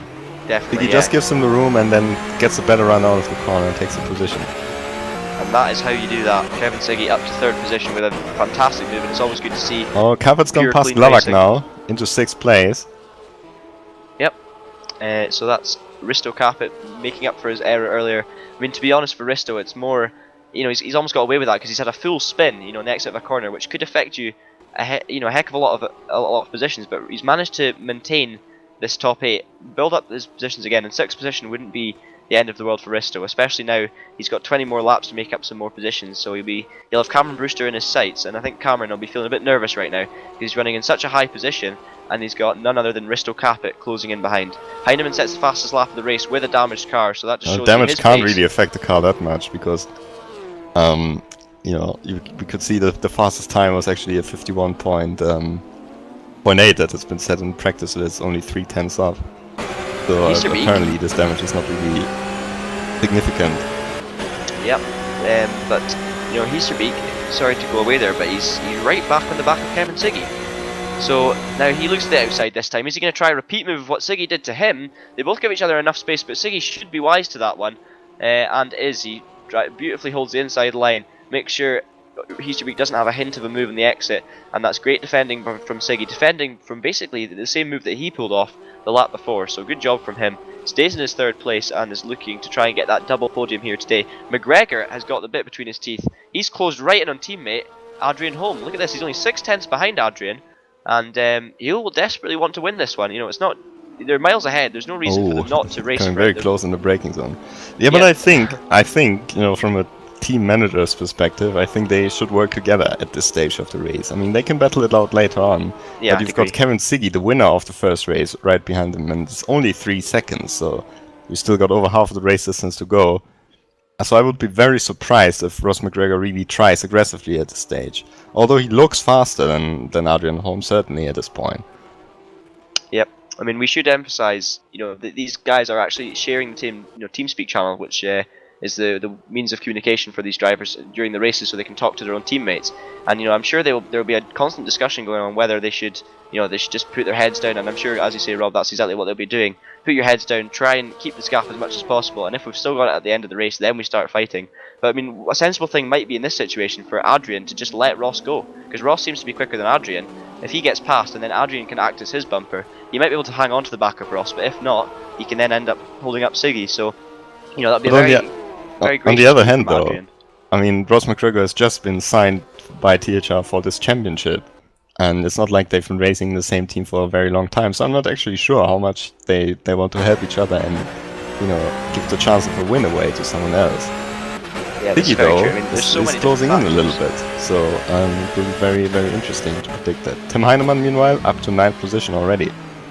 Yep, it looks like he's just got past Zlakovic, and let's have a quick look and see if we can catch him getting past. Doesn't look like we're going to. But someone was dropping back there as well, I believe. I'm not sure. It might have been Rob Taplin dropping back. Although I'm not entirely sure about that one. But yeah, Heinemann moves up to 9th ahead of his Lakovic, and he now continues his charge. Next up is Chris Hack, one of his championship rivals, with Chris coming into the event in 3rd. He struggled for pace this event, and it's showing because Hack didn't have any of the crashes or technical problems that Heinemann suffered from in race 1. Yet Heinemann's basically already made up all the gap between the two of them and is looking to pass. They both have very similar damage, so it's a fair fight. And I think Heinemann will be passed within the next few laps. It's very difficult to defend against someone with such dominant pace as Heinemann. Does he going to look to the inside here? He has a quick look, but I think he's pulled out of that one. Hack gives him plenty of racing room, but also holds on to the outside line. Heinemann's now going to have the inside. They go side by side. Oh, it's very close stuff right there. Chris Hack holds on nicely though to the position, so he's obviously not just going to give it up straight away, which is good to see from the THR driver. And he remains in 8th position. You've got Janko Glavak holding on to 7th. We shouldn't forget that Risto Capet is still there closing in on everyone in front of him. He's in 6th position, and he's only 2 seconds now behind Cameron Brewster, who is still having a great effort. We can't take anything away from Cameron. To be running 5th is a stunning job, and not the kind of, if you'd given your top 5 predictions for this race before the event, he would definitely, with all due respect, McGregor in the not lead. the name there, but McGregor has taken the lead. We're going to need to take a replay of that, but Ross McGregor takes the lead from Adrian Holm. It looked like it was down the back stretch. We'll hopefully get a replay of that. Unfortunately, we've got quite a lot of lag at the moment. We are going to get a replay. Yeah, just a little bit. Was on the inside line into the corner after the back straight. So yeah, bit too much lag to get a clear view there. So there wasn't actually that kind of contact while they were racing, but unfortunately we have a bit of lag on the replay. So that means look at how close Siggy and Heasterbeek already are. So. We've said this all along. I mean, Siggy's had the pace. These are the quick guys coming through. You've got Siggy, Capet. I'd put the 3, Heinemann, Siggy, and Capet in the top category in terms of pace at this circuit right now. And as we were saying, it's all about whether the guys who started at the front could make those positions up and then keep them without Siggy or Capet closing the gap and passing them. And this is exactly what we're seeing now. We've got Holm and McGregor out front, with McGregor leading the way. He'll probably pull away now a bit from Adrian. So fair dues to those guys for what looked like a clean enough switch over. It was difficult to tell because still lag, but I'm sure it was. And now it's all about how long they can hold off the charging Kevin Siggy. At the moment, you'd be putting your money probably on Siggy to pick up a 2nd win in a row here. Yeah, and you also have to remember that even though THR has won a lot of championships in the Touring Pro Series, they haven't won a single race in the Porsches so far. They contested in the whole first season, but they haven't got anything out of the championship so far. So this is a great opportunity for these guys, and I'm sure they will fight extra hard for it.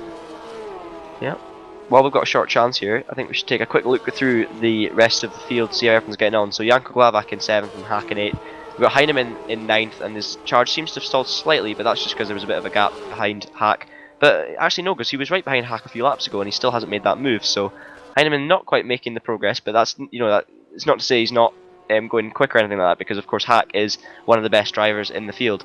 Luka Ozlakovic is in 10th position, and that would be a solid result for him. A couple of top 10s, I'm sure he'd take in a jiffy. Davijunt for THR in 11th, with Lars Bergman up to 12th, so that's a good effort from him. I'm pretty sure he finished right down at the back of race 1, so he's made stunning progress. Actually, we can have a look at the progress he's made if we get through the field here. I don't think it's really working, unfortunately, because it showed McGregor to have made up 16 positions, so I don't think that's really reliable. But I do think that Lars has made up 11. I think that's about right. And also, Nyring, by the looks of it, has made up 12. I'm not sure about that one, but that's great from those two if that's the case. And you've got Askari Kantanen in 14th, Boyd Bryce in 15th, and Luka Peklaj in 16th position. Then we have Rob Taplin for Walk in 17th, Ravio up to 18th, so finally... Just as we say that, he hits the wall in the braking zone. It's not been his day today, Rob. The THR Red driver of Ravio is really struggling given the current state. I think he's had a few problems with frame rates and basically some technical issues, but at least he's in the points for this one, and hopefully, touch wood, he can keep in them without doing more things like that. Then we have Kevin Angwin in 19th, Ethan Bass rounding out the points, and that would be good for him if he could get a couple of points here today. Thomas Hins in 21st with Van der Venne 22nd, Thomas Jacobs 23rd. Then Andrew Waring out again, DNF, and it's just a real shame for him because he's got so much pace, but he needs to team that with race consistency. Scott Sovic down in 25th and out of the race, as is Fabio Asencal with a really unfortunate suspension problem early on. Pedro Amaral in 27th, And then Peter Hennenberg, of course, disqualified for an unknown reason, but I'm sure we'll find that out after the race. Oh, Back to Siggy's the front. into second. There is development. There's just There's a been the big move. development. Just in this corner. And we won't be able to see it again. Oh, there Actually, it is. we There you will can be see able it. to see him pass home. And it's a that's too much lag, I think, to tell, but it did look like a good move from where we're sitting. And Heasterbeek is right in the back of them as well. So that means that Holm wasn't able to hang on for as long as he might have liked. Get back to live now. And that basically unleashes Siggy to charge after Ross McGregor. He's got 11 laps, they've both got pace. We believe Siggy's got a bit more pace than Ross, and this is going to be a fascinating finale to this one now, Rob, especially also with the battle going on for third.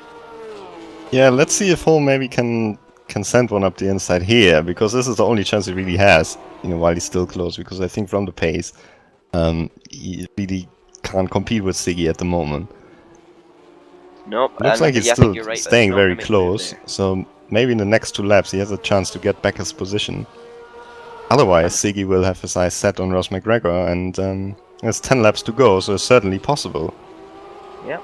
Oh, Holm, sideways. Sideways. And of course we can't forget Heasterbeek is right behind them waiting for these two to have an accident, or Holm to make a mistake like that, because Rude now is right on the back of the THR driver. We jump on board with him as we head into Brambles Hairpin. Oh, Holm's going to go a bit deep, and he looks to the inside, does well to avoid contact, and now it's all about the run. Holm gets the better run with the wider exit, but Rude Heasterbeek is going to be in the slipstream. We'll stay on board with him for this back stretch. We also need to keep an eye on the 5th position battle, because Capet is right on the back of Brewster now, but it's going to be Heasterbeek. You have to look to the left, you have to be in the left-hand side going into the braking zone, which he's managed to do. Can he get close down enough? He gets a slight overlap. He does go for the move, but Holm manages to keep enough speed on the outside. Bit of contact on the exit, but Adrian Holm picks up, or I should say defends, the 3rd position from Heasterbeek, and that's going to be a dream come true for Kevin Siggy. He can break away from these guys. He's already got an 8/10 gap. That means that that's it in terms of 2nd place. He now wants to go for the win. Yeah, and it's 2 seconds to Ross McGregor, although it has to be said, Ross McGregor has been setting some very consistent and fast lap times. So, it's not done deal, that's for sure. I mean, there's still a lot of work. Oh, there's Capet looking. And there's Capet. A very tight line, but there you see, Brewster should get a better exit here, and he can slot back in front of Capet. That's a great defensive move from Cameron Brewster, actually, to hold on to that outside line. Give enough space, knowing that he can get the run off the corner. It was really patient, good, well-timed defending from Brewster. But unfortunately for him, I'm not sure how long he's going to be able to hang on, because Capet has incredible pace here in the dry. There has been a tiny bit of rain, actually. Oh, sorry, I speak of rain. I actually think it's raining, Rob. I believe that the rain has started again, ever so slightly. We've just seen a slight increase of dampness on the track as Capet remains in the back of Brewster, you can see the cars moving a little bit. Yep, I think there's rain. And this is going to be crazy if this turns into something. If this rain continues and gets heavier. Oh, just ahead, there's a battle going on. There's Holm defending on the inside from Heasterbeek, but Heasterbeek now got the better of Holm. He moves up into 3rd position. The rain doesn't seem to be developing much. It just seems like a tiny little drizzle at the moment, just very, very light. But Holm, as you say, has lost the position to Heasterbeek. Once again, the outside line on the exit of the Brambles Hairpin, turn 4, is working for all these drivers. No matter if you're ahead or behind, you can either defend on the outside or you can overtake on the outside. But you can see them sliding around. You can see the slight struggle with the grip here. It's not 100% dry at the moment, and this could be very fascinating to see how much it affects the times. McGregor's still in a 52.5, so it's not affected him too badly.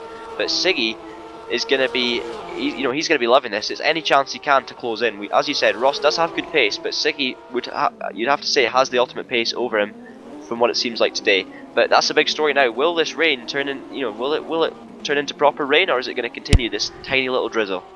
You can see it now. Physically see the rain. Yeah, and Siggy is he's catching up a little bit. Only a little bit, but he's definitely catching up. And now you can see it, 1.3 seconds only. So Siggy was good in these mixed conditions in the first race, and it seems to be working for him once again. I'm not sure if it's just me, but it does seem to be getting a bit heavier at the moment. You can physically see it seems to be raining quite hard, and these guys are struggling to look at the gap now with Siggy and McGregor. Just to cut to that, there's only a second in it between the front two, so maybe this shower is properly hitting the track, and it's going to have a big impact on the final bit of this race. You can see it. Look at that. It's getting a lot heavier at the moment. I mean, I wouldn't go and say it's a downpour quite yet, but it's definitely raining. Oh, and, Siggy almost put 2 wheels on the grass there. very close on the under braking. Brewster, by the way, doing a great job to hold on to the ahead of Capet. He's 8 tenths ahead. You've got Janko Glavak still in 7th. Heinemann has made it past Chris Hack for 8th. Then you've got David Junt in 10th. Chris Hack 9th, David Junt 10th, Zlakovic 11th, and Brugman 12th.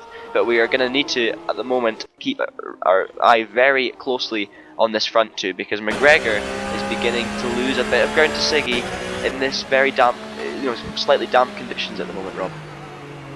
Yeah, and this would be interesting. We haven't really seen so much of Ross McGregor in this season. He's been on the pace in the first race at Barbagallo, but we haven't really seen him battle so much on camera here, so it will be interesting what he can do, because it only looks like a matter of time until Kevin Siggy can close the gap. On the other hand, Kevin Siggy, of course, he's got the momentum now. He's won the first race, and let's see if he can do it again. Yep, so we're just going to cut back quickly to a battle here between Canton and Bryson, give them a bit of airtime, because these guys are doing a really good job in 14th and 15th. Still that slight drizzle going on at the moment, so it's still a bit damp on the track, but Canton, as you can see, holding on to the inside line of the hairpin. We've seen that the inside line doesn't always work, but let's see if he can make it work this time. Yes, because Bryson's run a bit too wide, but he's going to try and get there. Oh, he's lost the back end, trying to make the cut back. Does well to hold it on the track, or at least hold the position or not spin, does Boyd Bryson, but that battle kind of over. So that was good, solid driving from Canton to hold on there. McGregor is only 7 tenths ahead of Siggy. We've talked about McGregor's racecraft. We have seen good racecraft from Ross in a lot of series. Virtual Touring Masters, he's been a main protagonist in that for many years, and whenever I've personally raced against him, he's always been a fantastic person to race against. He's an incredibly fair driver, but also hard enough to, he knows how to defend a position. So let's see. Look at how he gets fast on here Siggy is. Siggy. Yeah, look at how he's closing him down. Is he going to have a move here? No, he's not, but that would have been very abrupt if he'd gone for a move there. But McGregor got a slide on the exit there, so Siggy's now right behind him. Oh, it's so close.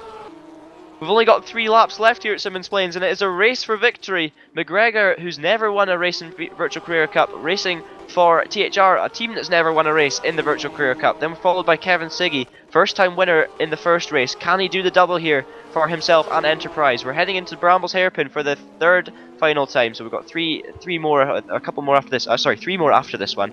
But McGregor defends nicely on the inside. It's all about positioning his car for McGregor.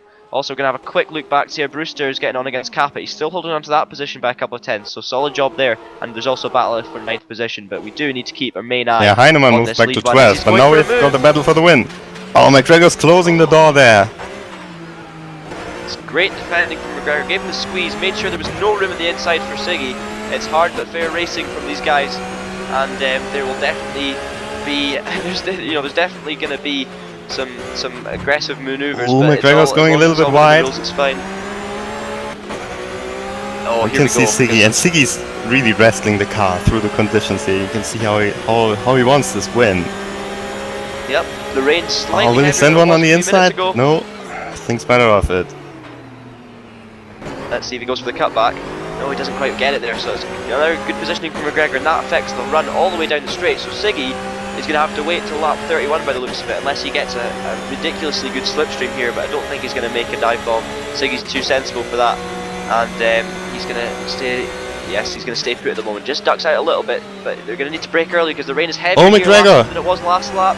McGregor runs a bit wide. Siggy's got a fantastic run off the corner, but it's getting wetter every time they reach these places, so they need to change their braking zone every lap. We're amazed that these guys are keeping the pace so high, still in the mid-53s, which is incredible stuff. But Siggy all over the back of Ross McGregor with 2 laps to go. This is an incredible finish to this one. Brewster's still holding on to 5th. And Heasterbeek still holding on to 3rd, so that one seems set and done, but it's all about this lead battle between these 2 incredible drivers. Oh, there's a bit of contact. I think Siggy can brake a little bit later and got caught out just a little bit by McGregor there, but nothing bad happened, so...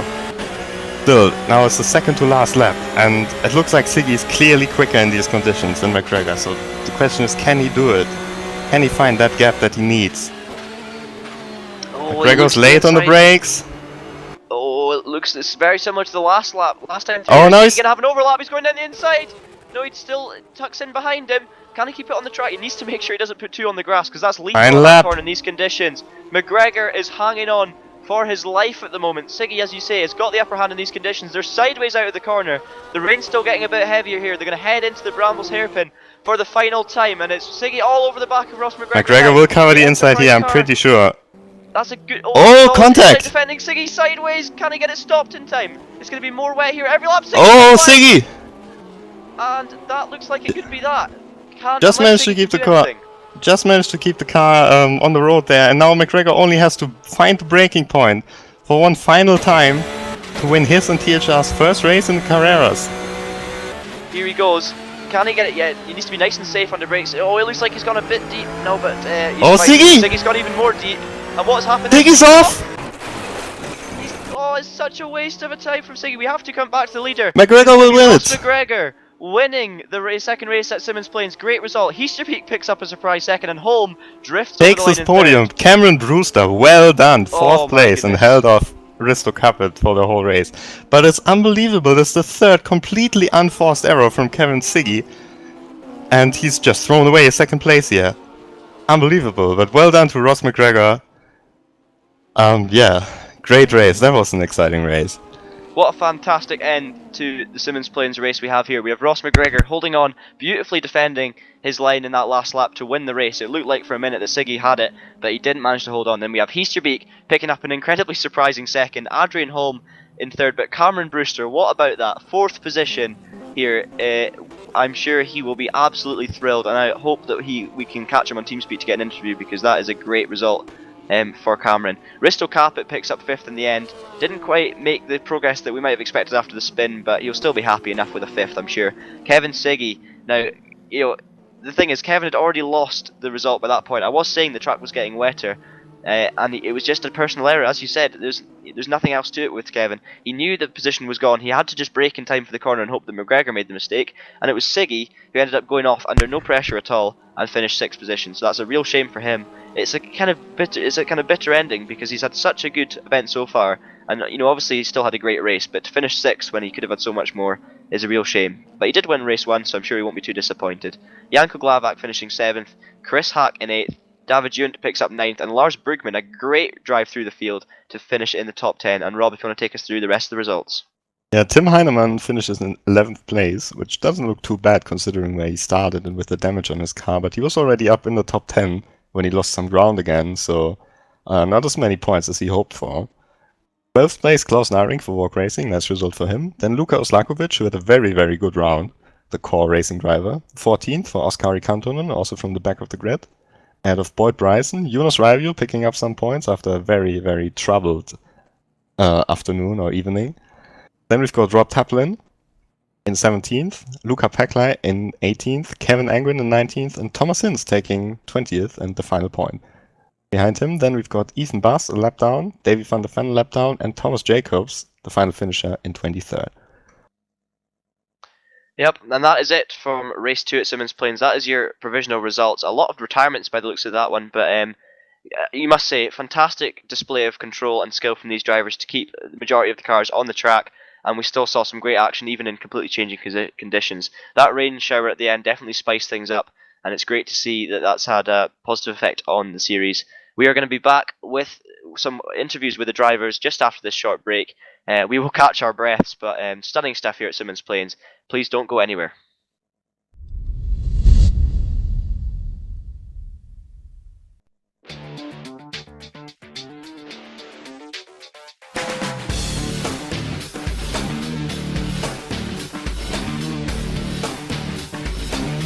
Inside SimRacing.tv, the fastest show on the internet. Sim racing news and reviews since 2007, with new shows every week.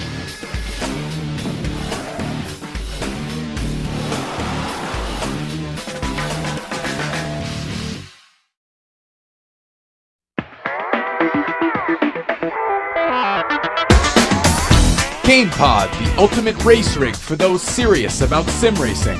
Puts you in the driver's seat with all the controls at your fingertips. Be number one on the road, in the race, in the game. GamePod, the choice of champions.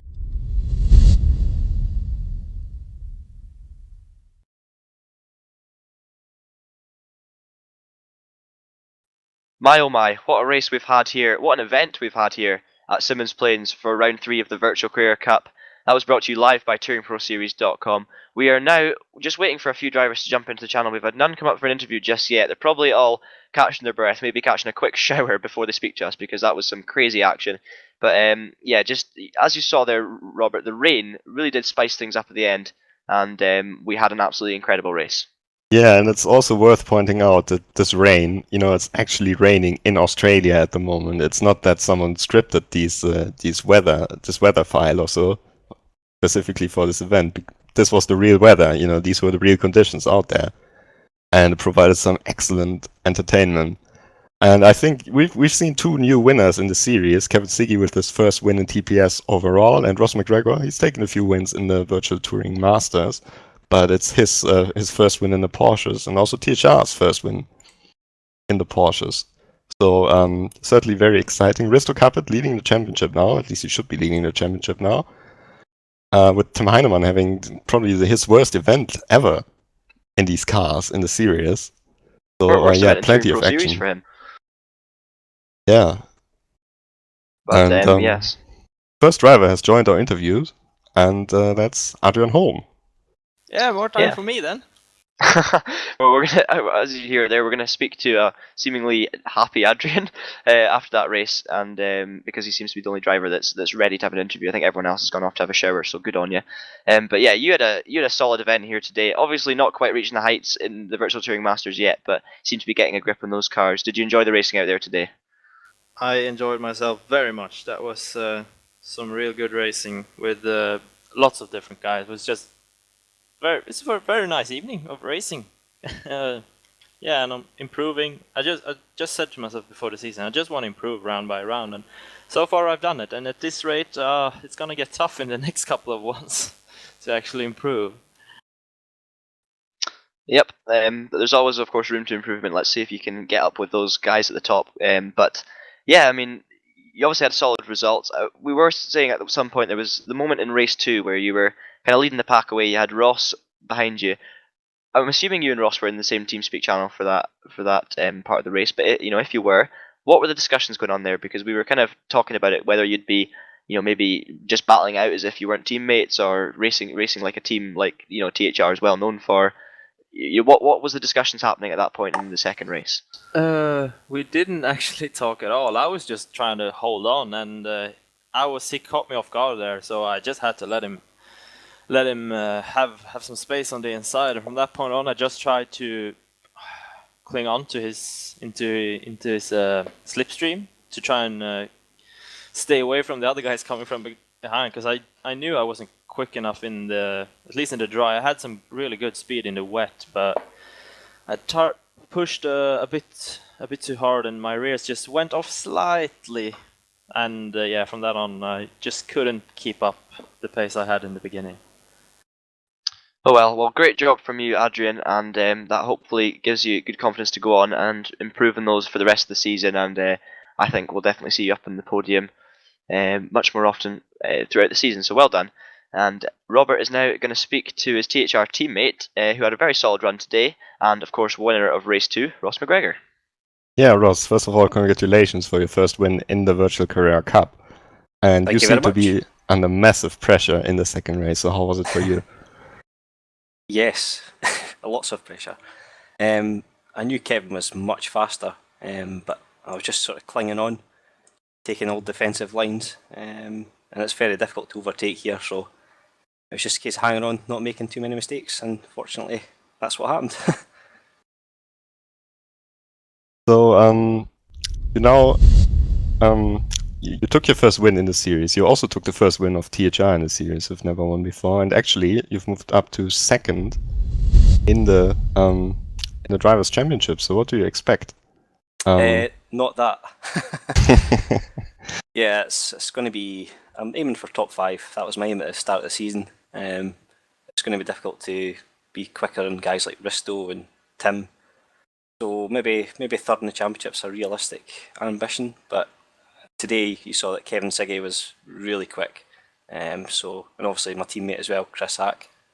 So it'll be difficult, but top 5 is the aim. Top 3 would be fantastic. All right. Well, thanks a lot for the interview, and congratulations again. Cheers.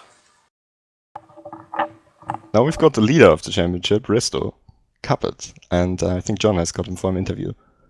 Yeah, so just to quickly mention, as you can see on the screen now, there are your provisional championship standings, and unfortunately we can't get up for some reason the actual points of the drivers. But Risto, as we can see, your name is now at the top of the championship. You had a stunning event last time out at Sandown, and it looked like you were on for a stunning event today. Things not going 100% your way, especially in that race too. But yeah, talk us through first of all race one. Yeah, stunning effort from yourself, and just talk us through that. Yeah, first of all, the start I was on the wetter line, so Heinemann obviously got the start, but then at some point something happened with him, he crashed, and then I was in the lead. That was great, but yeah, Kevin Ziggy had very good pace this race, and I was in front of him, but I let him pass, and then he stayed ahead. Yeah, and it was it was a really valiant attempt at holding on to that, but obviously it didn't quite work out in the end. And then in race two, we saw you making the progress up through the field, and then of course the spin happened at the hairpin. So just talk us through what happened there. It was very bad. Well, I have an excuse. I really like the rain and I really love these conditions, but I'm pretty good at it in real life. But in real life, we don't have frame rate problems, and it was not the smoothest ride. And this track is all about this hairpin, and this hairpin is all about the feel.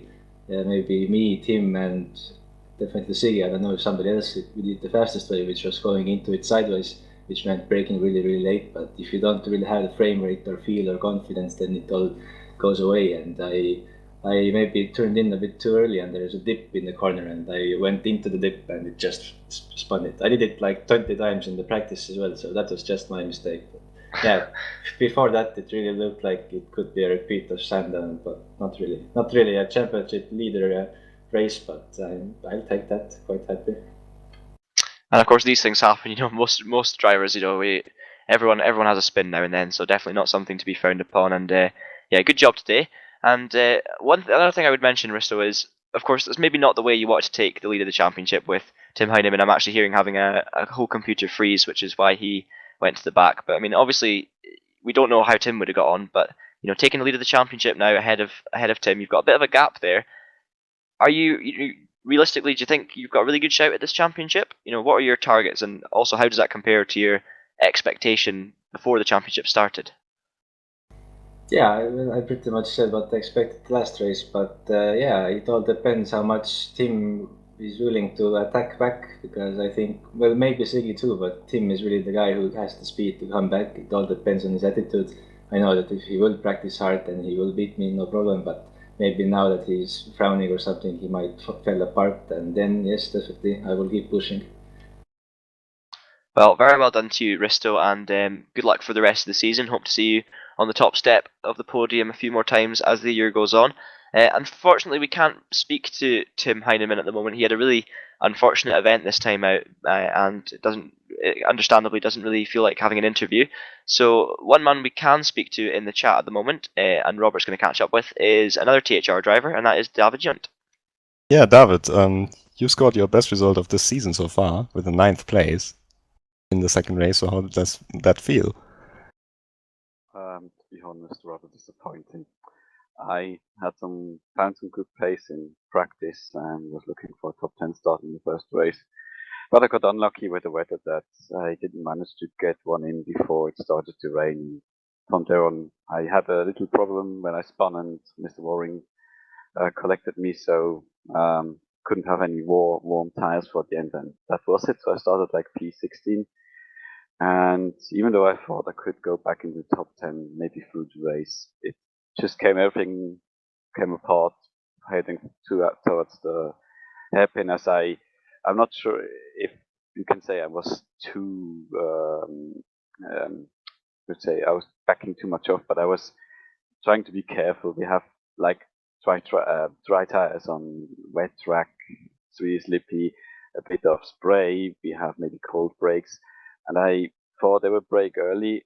And as I braked, people behind me, one of the cars smashed my back. I couldn't keep the car under control. I spun around and even collected 2 of my teammates, I think, and quite a lot of other drivers were affected. So I'm quite sad and disappointed about this happening, but can't really tell that I made a big mistake. So it happened, and I wrestled my car without a splitter back to P16 in the end because I managed to pass Lee when he went off at the last turn. So I had another P16, and at least it wasn't that bad in the second race. So I had some good fights, really. I was a bit lucky that there were more crashes ahead, but at this time I was just more lucky than them and managed to get a good pace. And I took 9th place in the end. And considering how good I was last season with some good results, it's looking better now with that top 10 result, that first one this season, but bit far from where I think or where I wanted to be, but it's a start. It's a start. Okay, so that was a very disappointed David Jund after the first race. Nonetheless, took some good points here, so well done for that. And we move on to the next driver, and it's actually a guy who scored his first podium today, Fabio Sansao. Yeah, Fabio, I mean, it was a bit of a roller coaster event for you. Obviously, you had the elation in race 1 of picking up that podium, and then the commiseration in the second race of having that accident in the exit of the hairpin. So, first of all, let's start with the good stuff. Talk us through race 1 and how that unfolded for you, because you seemed to have fantastic pace and did a great job to get that podium. Hello guys, it was a really good race, the first one. I was not on the pace that I was expecting. Tim and Risto and Kevin were very, very fast, and I was not on the pace on the dry. And when it started raining, I really caught up the pace, and but I was too far from Risto and Kevin, so I had no opportunity to get there. Yep, but of course, fantastic picking up the first podium in the Touring Pro Series, and hopefully one of many. Then let's talk a bit about the second race. Obviously, it didn't end up as planned. We saw a bit of an incident on the exit of the hairpin, which seemed to damage your car. So just tell us what happened there, if you can, Fabio. Yeah, on race 2, I had a really poor start. I had lots of wheel spin on the start, and I think I got down to 7th place. And about lap 7 or 6, I just saw Easterbeek running wide on turn 3 or 4, and I was on the inside, and he just came. I didn't see him, but he just came from my right, and I just clipped the back of his car and went straight to the wall and damaged my front end of the car. Yeah, well, that was really bad luck, and yeah, as you say, it was, from what we saw, it was a really unfortunate collision, just a little knock, and that was enough to end the race. So, really bad luck in that one, but great job in race 1 to pick up the podium, and hopefully you have a fantastic rest of the season. But thank you very much for speaking to us, Fabio, and we're going to round off the interviews now with Robert, who's going to speak to a driver we didn't see too much of today, but did a solid job nonetheless, which is Scott Sovic. Yeah, Scott, how did your race go, actually? We didn't really see you at all on the broadcast. I think race 1 went all right. I mean, wouldn't be too disappointed with I think it was a 15th place, but got involved with the start stint with Jonten, so it was a good bit unlucky, and I think I could have gotten a top 10 out of that, but other than that, I can't really be unhappy. I felt in the rain I had a lot more pace than other people had, and I just think some opportunities I did waste, but other ones I think I took the right decision. Whereas in race 2, it just snowballed on me, and especially on the second lap where I got Amaral went a bit outbraked himself due to a puncture, and ended up with me in the barrier and then spinning, and it was just the car was undrivable after that, so it was a bit of a shame to have to retire. But I'm not really that unhappy, but it's a bit disappointing to not be able to finish both races today. All right, well, congratulations anyway for your good points scoring position in the first race. Thank you. And I want to thank all drivers for the interviews. I also want to thank all spectators for watching, and now I give it back to John for some final words. Yeah, so first of all, I'll give you a quick rundown of team standings. just to let you all know that Walk Racing have taken the lead, or held onto the lead on 260 points. So they lead by 17, which is a much larger margin than it was before the event, from THR Orange in second place with 243 points. And then we have THR Blue sitting in third, quite a long way back on 133. So it's almost becoming a two-horse race already with those guys. But then you have THR Blue in third, with Spade Racing fourth, and Enterprise GP of Kevin Siggy in fifth place. So that's your top 5 in the team standings. And just before we leave you, we're going to give you a quick reminder of the up-and-coming events. So first of all, the Carreras that we've been watching tonight. Here is the calendar once again for the remainder of the season. So the next event will be on the 20th of December at Adelaide. So that'll be your pre-Christmas Touring Pro Series special. Fantastic racing at the classic street circuit, known by everyone, and I'm sure it will be a brilliant event. If it goes anything like today's one, definitely worth watching. So that will be on the 20th of December. Please tune in for that one on a Saturday evening. Then on the Wednesday before that, we have the Virtual Super Tours third round, which will be at Croft on the 17th of December. So we have Toby Davis at the top of the championship in that. So let's see if he can hang on to that lead or extend it towards the remaining rounds of the championship. But that's your up-and-coming TPS events. Thank you very much from myself, John Monroe, and of course very much to Robert Riesenmuller for providing the commentary, and also Ryan Callan for all the setting up and the cameras and stuff. We will see you very shortly for the next rounds of the Virtual Super Tours and the Virtual Carrera Cup. But for myself and Robert, it's goodbye.